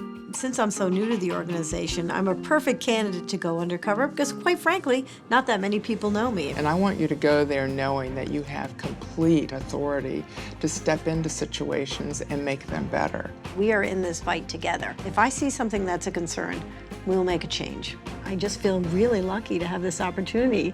I mean, as much as it's a little bit scary, that's just really exciting. It's a heavy burden. I feel the weight of that pressure on my shoulders, and I don't want to blow it. Well, I can't wait to see you make mashed potatoes. All right, so I'll be back in a little more than a week. Okay. Let's be really clear. I'm not going undercover to help us figure out how to be more efficient or where we can reduce costs. I'm going in to have a great look at our long-term investment, which is our people. Oh my gosh, I'm gonna be so gone a long time. I'm gonna miss you. Be good. Okay. Make sure you do your homework, all right? Promise? I promise. All right. Thank you, promise. It's a really simple equation. If you have happy team members, they deliver a great experience to your guests, and those guests keep coming back, and that equals profits. While undercover, I'll be going by Pam Hawkins, a shift supervisor at a fine dining restaurant in Jacksonville, Florida. The Frontline employees will be told that this is a reality show called Job Swap that gives people a chance to swap jobs for a day. What do you think of your new look, Pam? You like it? Yeah, I do.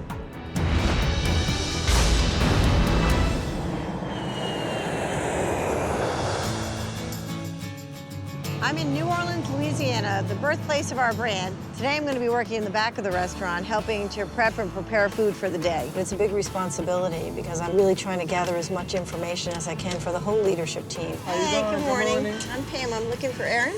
Aaron. Hey, I'm here for you. It's important that you go out there and you take off the rose-colored glasses and you really see things as they are. Hey, you Aaron?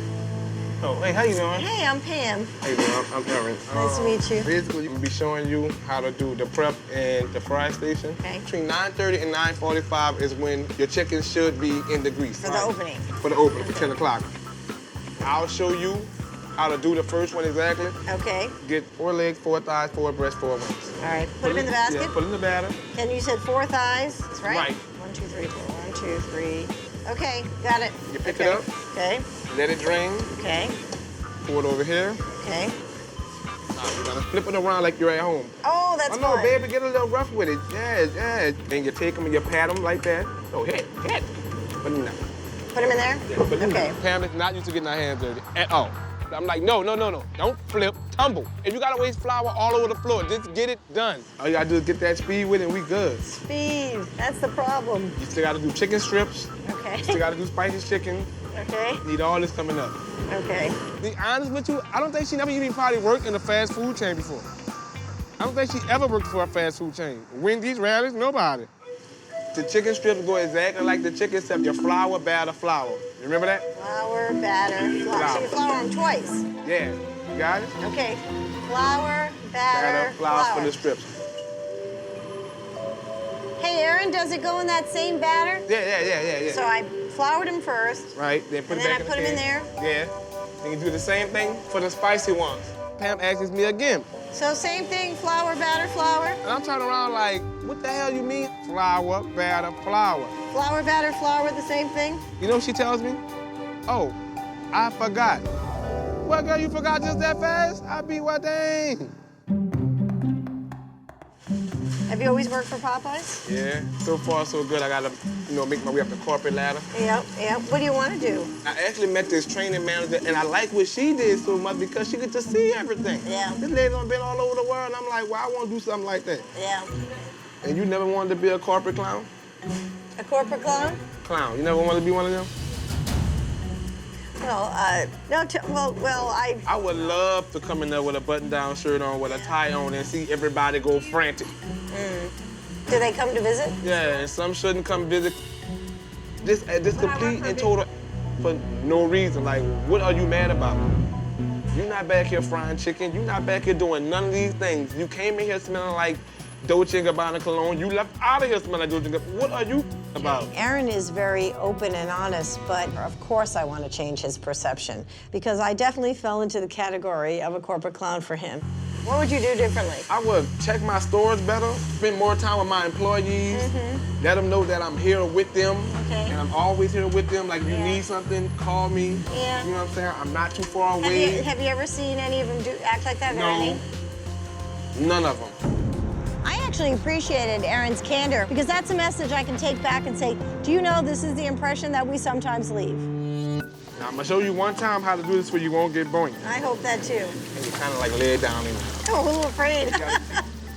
the same way I just showed you. When I cook at home, I've got olive oil everywhere. Oops.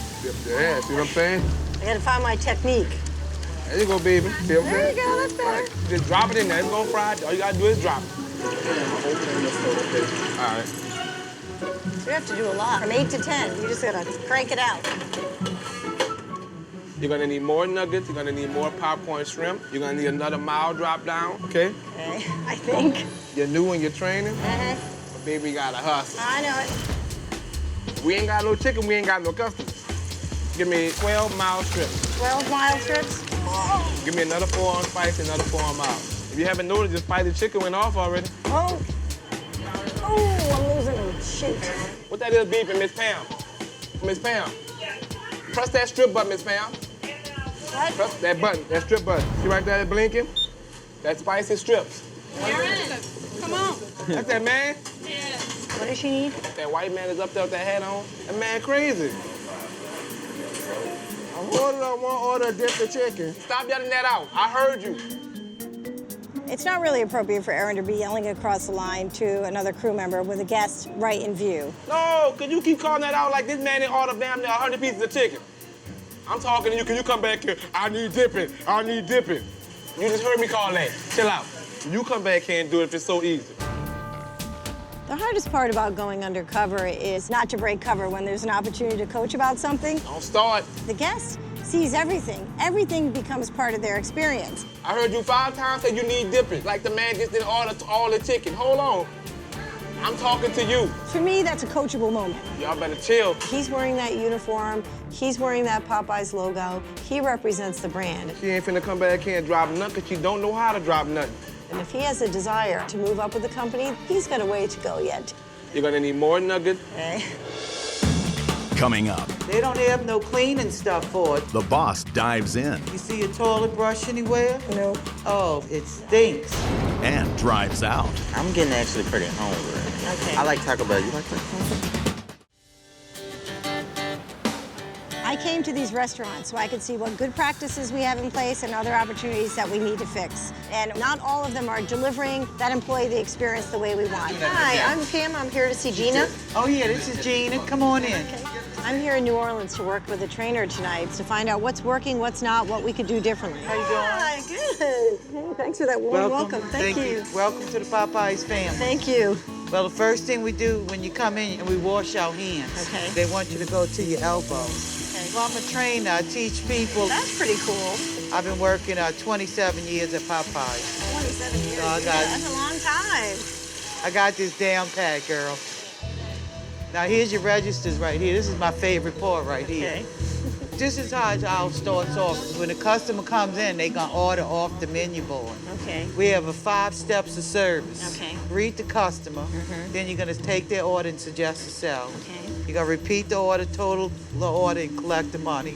You gotta take your hands off your hip. Okay. They don't want you to do that. Okay. Hi, welcome to Popeyes. Will you be dining in with us today? That's all you gotta say. Okay. Want to say it to me like I'm a customer? All Say, right. Welcome to Popeyes. Would you like to eat here or to go? yeah. Will you be dining in with us? Would be done. So I need to say Dining in. dining in with us. Yeah. Welcome to Popeyes. Will you be dining in with us? Yeah. All right. And be All right. sincere. Okay. Okay. Now I'm gonna take one of those chicken bones and whip you with that chicken bone. There you go. Okay, here's a real customer. Watch me in action. All right. Hi, welcome to Popeyes. Will you be dining in? Okay, now that'll be to go. So Okay. you hear the other functions? To go. May I have your order, please? Okay, that's a combo 3. May I add anything else to your order, please? Okay, wasn't that easy? It's easy, right? Uh-huh. Let me adjust it. Whenever you're waiting on the customer, keep your hands visible where they can see you. Right. You need to wash your hands. You had your hands on your back. And that's a bad place to have them. Okay. So do you want me to wash my Yeah, hands? need to You wash do? your hands. Okay. Pam did have a bad habit. The manager made her wash her hands again, too. That was funny. Okay, we got a customer here. Okay.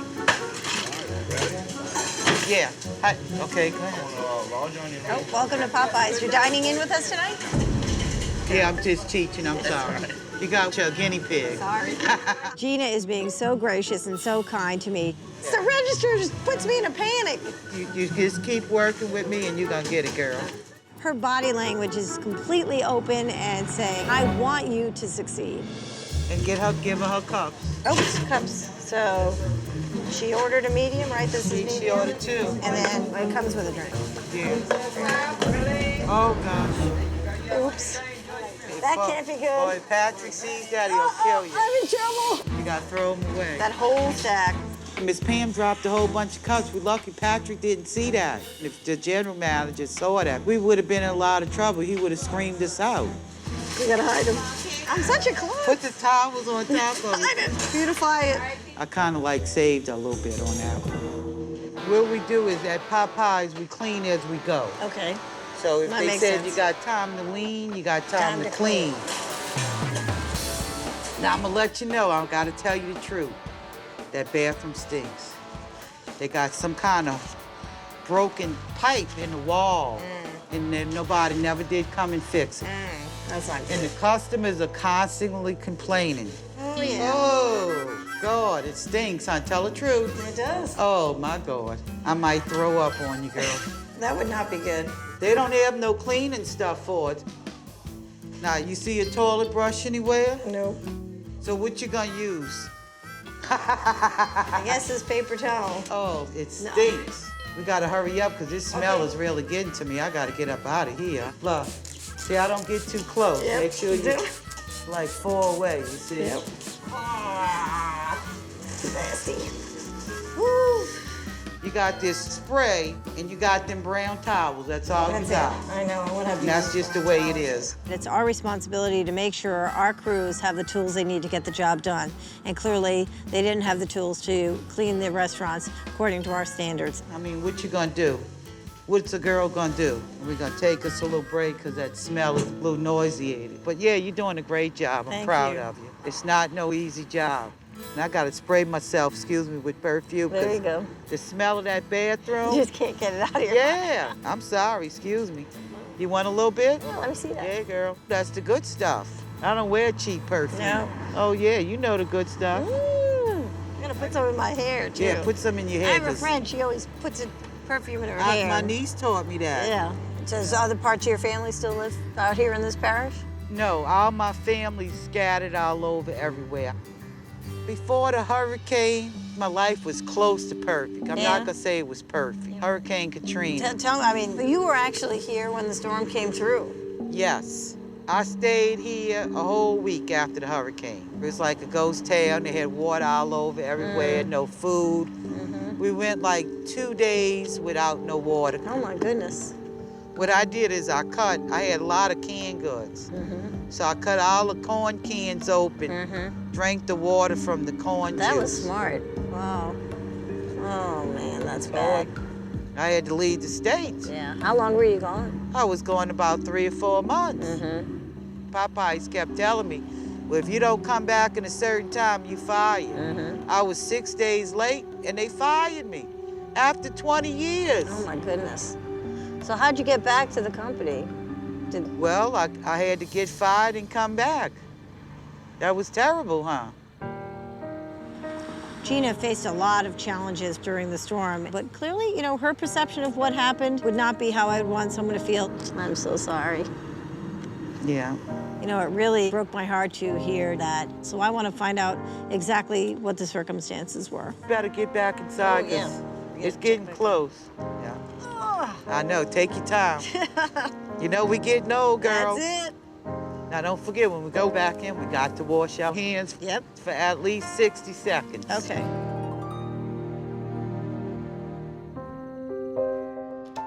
I'm in the middle of my undercover experience. You know, it's exhausting. The more time I spend in the restaurants and with our crew, I've seen some challenges and some opportunities for us to fix some things. But quite honestly, I'm the new person in the company coming back and saying, here's something I saw and here's what I think about it. And, you know, there are many people who I work with who have many more years experience in the quick service restaurant. It's a heavy burden because everybody always likes to come back with good news. No one wants to come back with bad news. And I surely don't want to be in a situation where it's shoot the messenger.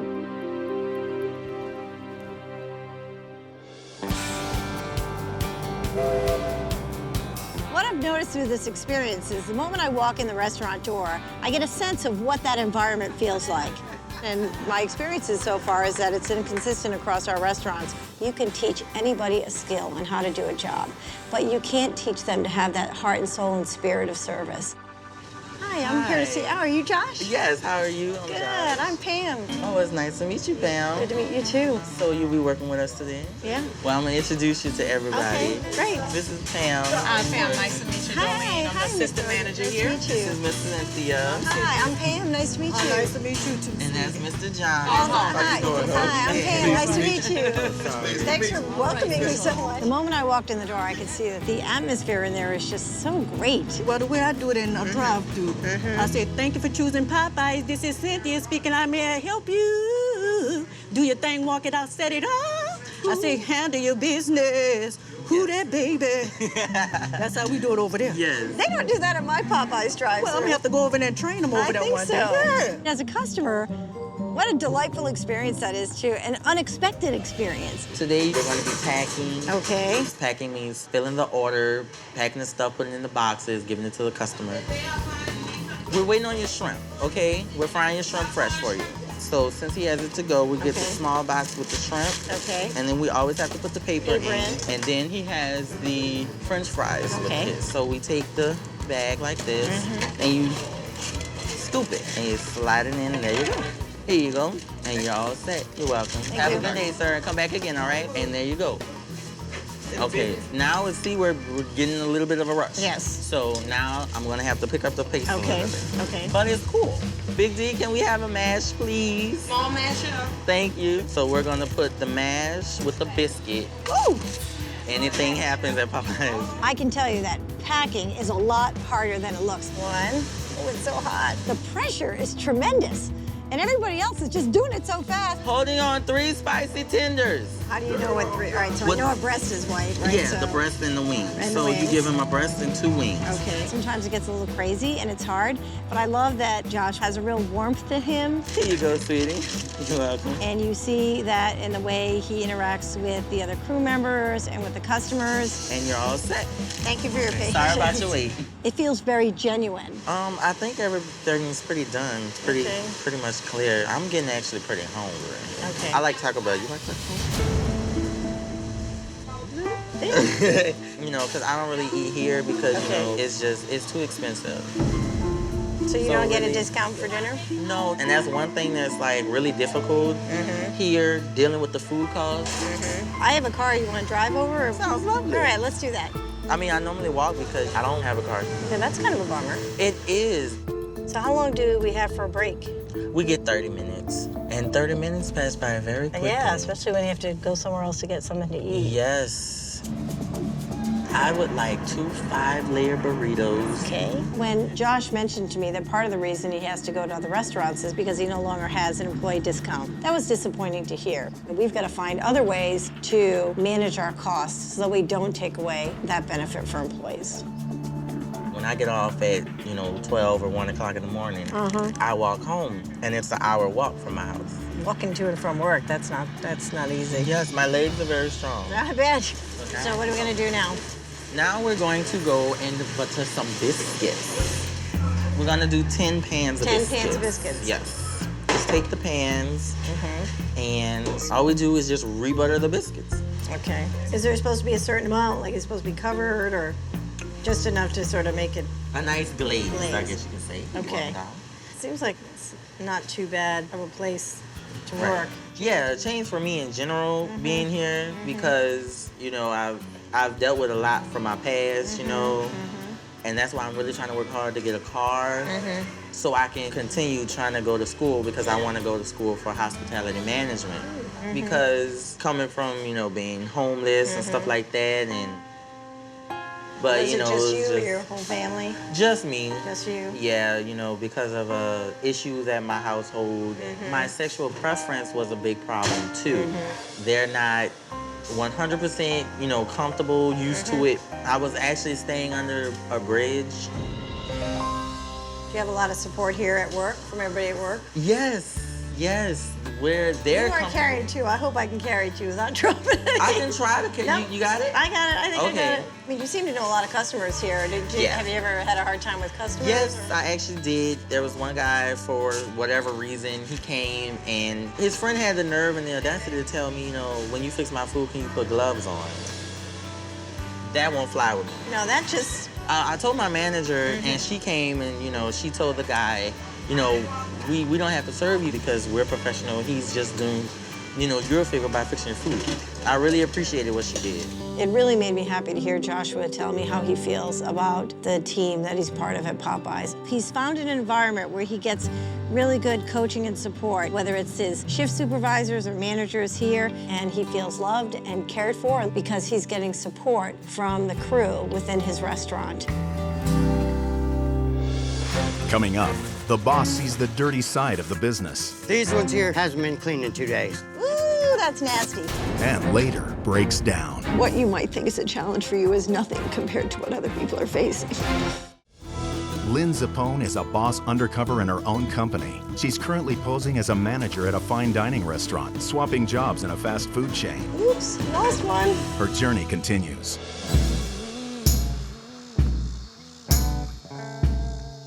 I'm here in Horn Lake, Mississippi. I'm here to work undercover in the janitorial department. This restaurant has made a decision to dedicate someone to that role, and I'm interested in finding out if it's making a difference. I've already been to one restaurant that was lacking the resources they needed to keep it clean. As I've gone through this experience, I've seen some things that disappoint me, and so we have some more work to do.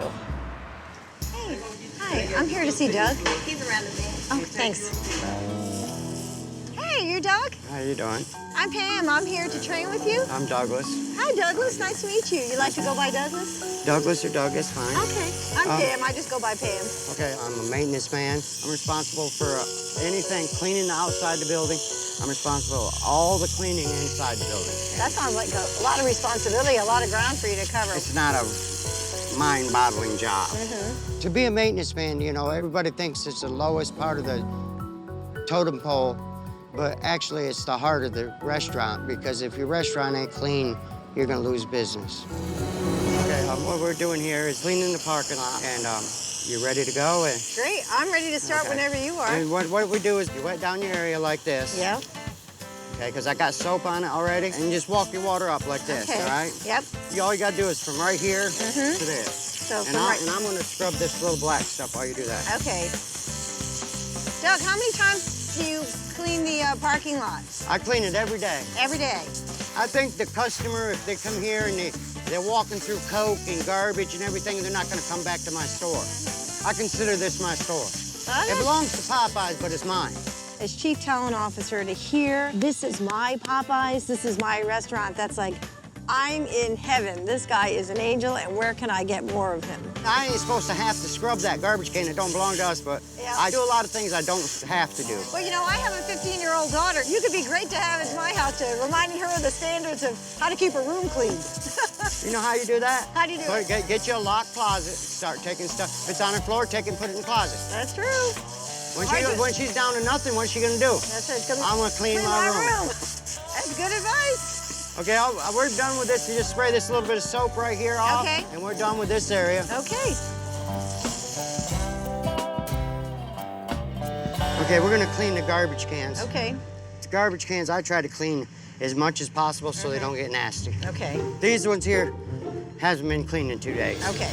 This is degreaser here. Okay. And I just spray down the cans like Okay. this. Got your pair of rubber gloves here. Yeah. What you do is you take that little spatula thing and you tip it where this runs to one side, and you just dip this out like this. Okay, so you have to scrape it.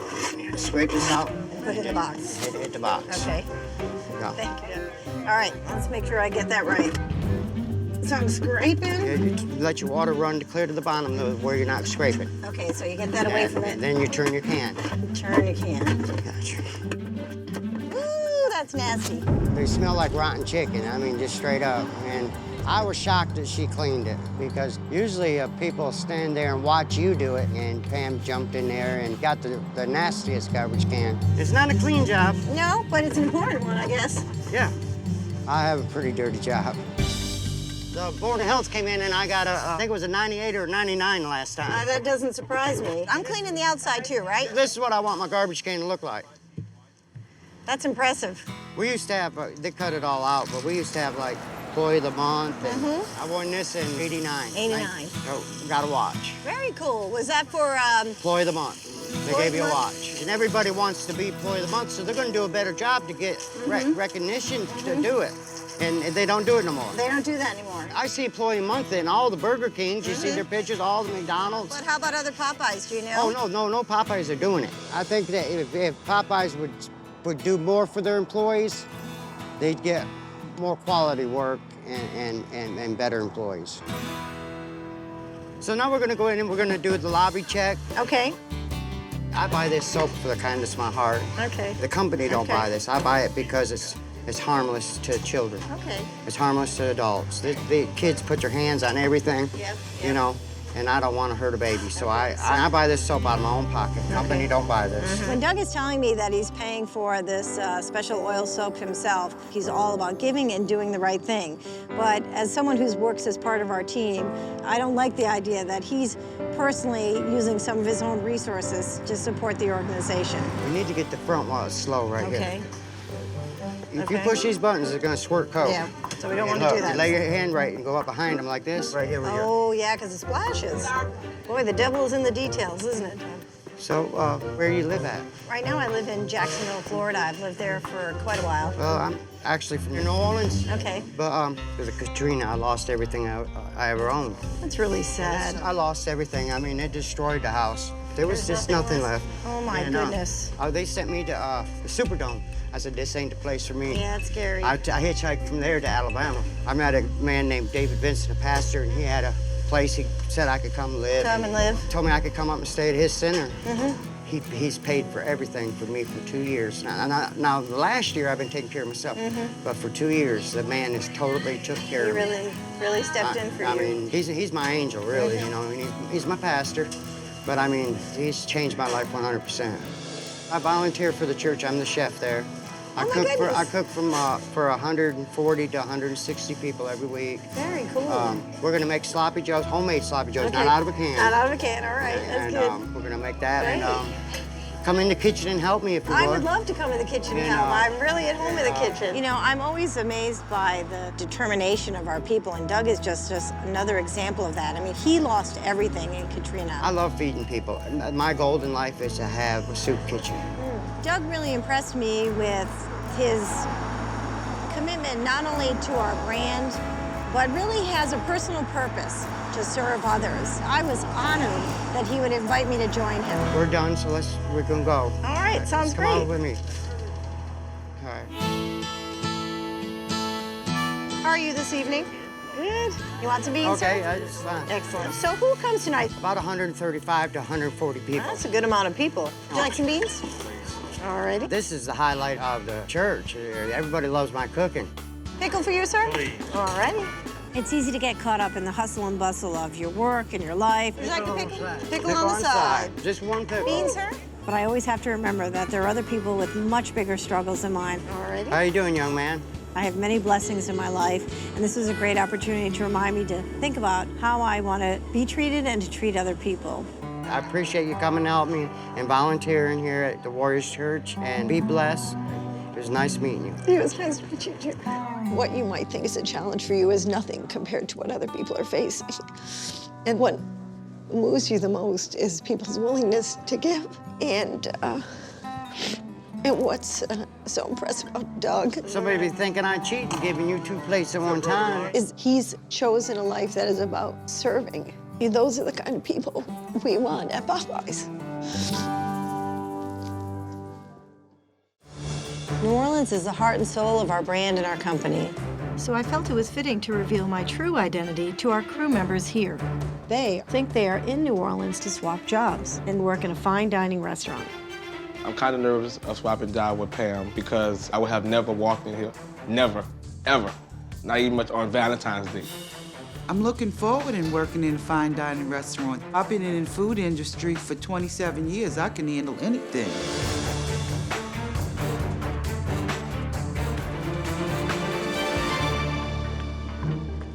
Hi there. Hi.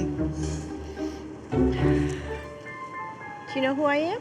Pam. You're Pam, ain't you? Miss Pam. Miss Pam? You know me as Pam Hawkins, don't you? How you doing, Miss Pam? I'm good, I'm good. But I'm not really Pam Hawkins. My name is Lynn Zappone, and I'm the Chief Talent Officer with Popeyes. Oh. I'm just so shocked. I can't believe it. You tricked me. I'm sorry. It's hard to trick Gina Pepino. I believe that. I know it. And I've been undercover all week, working in our restaurants. So all the things I was joking and playing and laughing about, I was actually speaking to my boss. Yes, you were. So, yep, I'm one of the corporate clowns. I didn't like the way you were always speaking to the other crew members. I didn't like the way you were talking about the customers. You're representing the brand, and that behavior is not acceptable. Like, I did that with you that day, but I honestly don't do that with them, and it's funny. I wouldn't let them get away with it, but I was doing it, and I was supposed to be training you. So it was like, I knew that was gonna come back to get me. I knew that. I knew it. Now, here's the thing, though. Take away all the joking with you and taking away your tough guy image, and I know underneath there is a really smart guy who knows what is right. Right. And I know that. And you have big goals. And one of them is you want to be a traveling trainer. Right. And so I think that with a little guidance, you could actually get there. For real? Okay, so I'm going to set you up with a mentor Okay. in Popeyes. And she's going to keep in touch with me and let me know how you're doing. And when she thinks you're ready, then we'll have you participate in training new crew members. Cool. That's All right, so you ready to put some skin in the game? Yeah. All right. Yeah. Miss Pam, that's my girl. That's my boss, but that's my girl too. I like Miss Pam. Miss Pam giving me a shot to prove myself, and I can't let Miss Pam down. Give me a hug. Doug, I was really impressed when I was working with you. Thank you. You just took so much pride in cleaning and maintaining the restaurant. Right. One of the things, you had a really strong feeling about cleaning supplies to Right. clean the restaurant. Right. And I just want you to know, I'm going to have a conversation with our supplier of cleaning products so that they can provide you and all of our restaurants with some less harmful products. And that way you don't have to keep spending your own money. Well, thank you. Now, when you pulled out that watch that you had received years ago, I thought, wow, that really made a difference to you. Sure does. So I want you to know that I am going to be putting in place an employee recognition program. That's wonderful. And here's the good news. You're going to be one of the first recipients of that. Thank you. You really inspired me when you were working in the church and serving others. We want to be able to help you and Pastor Dave continue that good work. So I've asked Popeyes to make a donation to the mission for $10,000 Oh, wow. in your name. Oh, man. Thank you that- so much. Oh, You're God. welcome. I'm about to cry. That's Thank okay. you. You're welcome. Oh, thank you, Jesus. Oh, I feel like I'm on top of the world. Bless you. It's an answered prayer. I have to tell you, Josh, that I had the most fun working with you. I think that might have been the most fun I've ever had at work. Oh, really? Yeah, I mean, you have just such a great spirit. You just make everybody smile. Thank you. You know, it really broke my heart that we had to leave Popeyes to go to lunch because you no longer get the employee discount. That just doesn't work for me. Because of what you said, I am going to make sure that our employee discount program is back in place at your restaurant and all of our restaurants. Oh my goodness, I'm going to be ecstatic now. I can eat as much Popeyes as my little heart's content. You talked about how much you'd like to get a degree in hospitality management. I will set up a scholarship fund with you on behalf of Popeyes to pay up to $20,000 of tuition for you. Are you serious?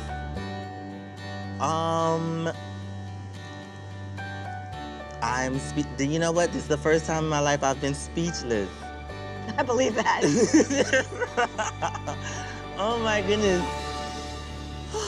You also talked to me about the fact that you have to walk to and from work.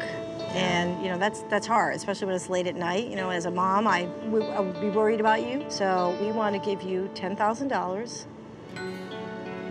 that you can use to buy a car or help pay some of your living expenses or some of both.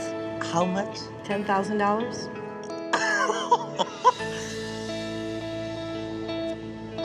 I don't even, my mind is going all kind of directions.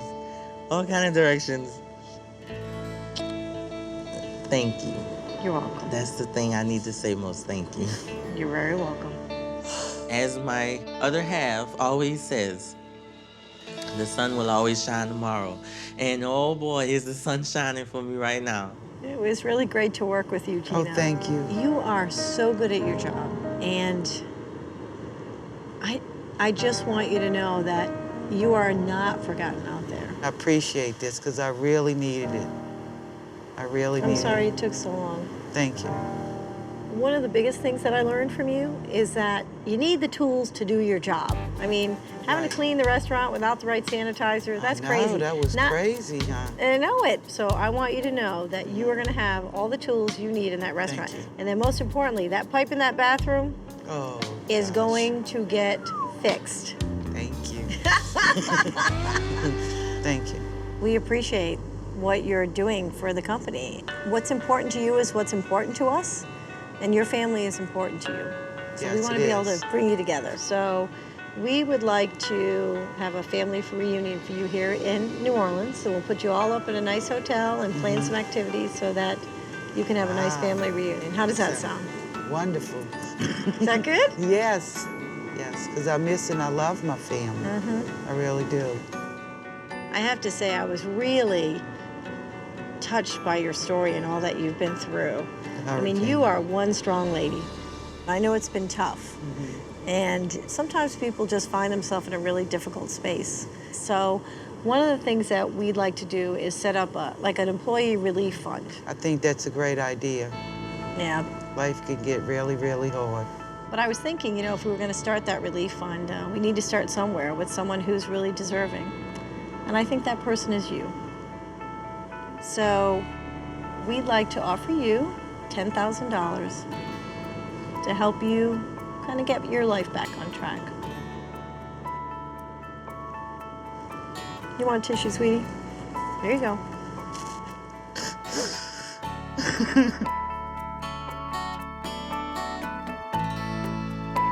The $10,000, it takes a big relief off of me. It takes a burden off my heart. Thank you. You're welcome. It's been a long struggle, but this will help me out a whole lot.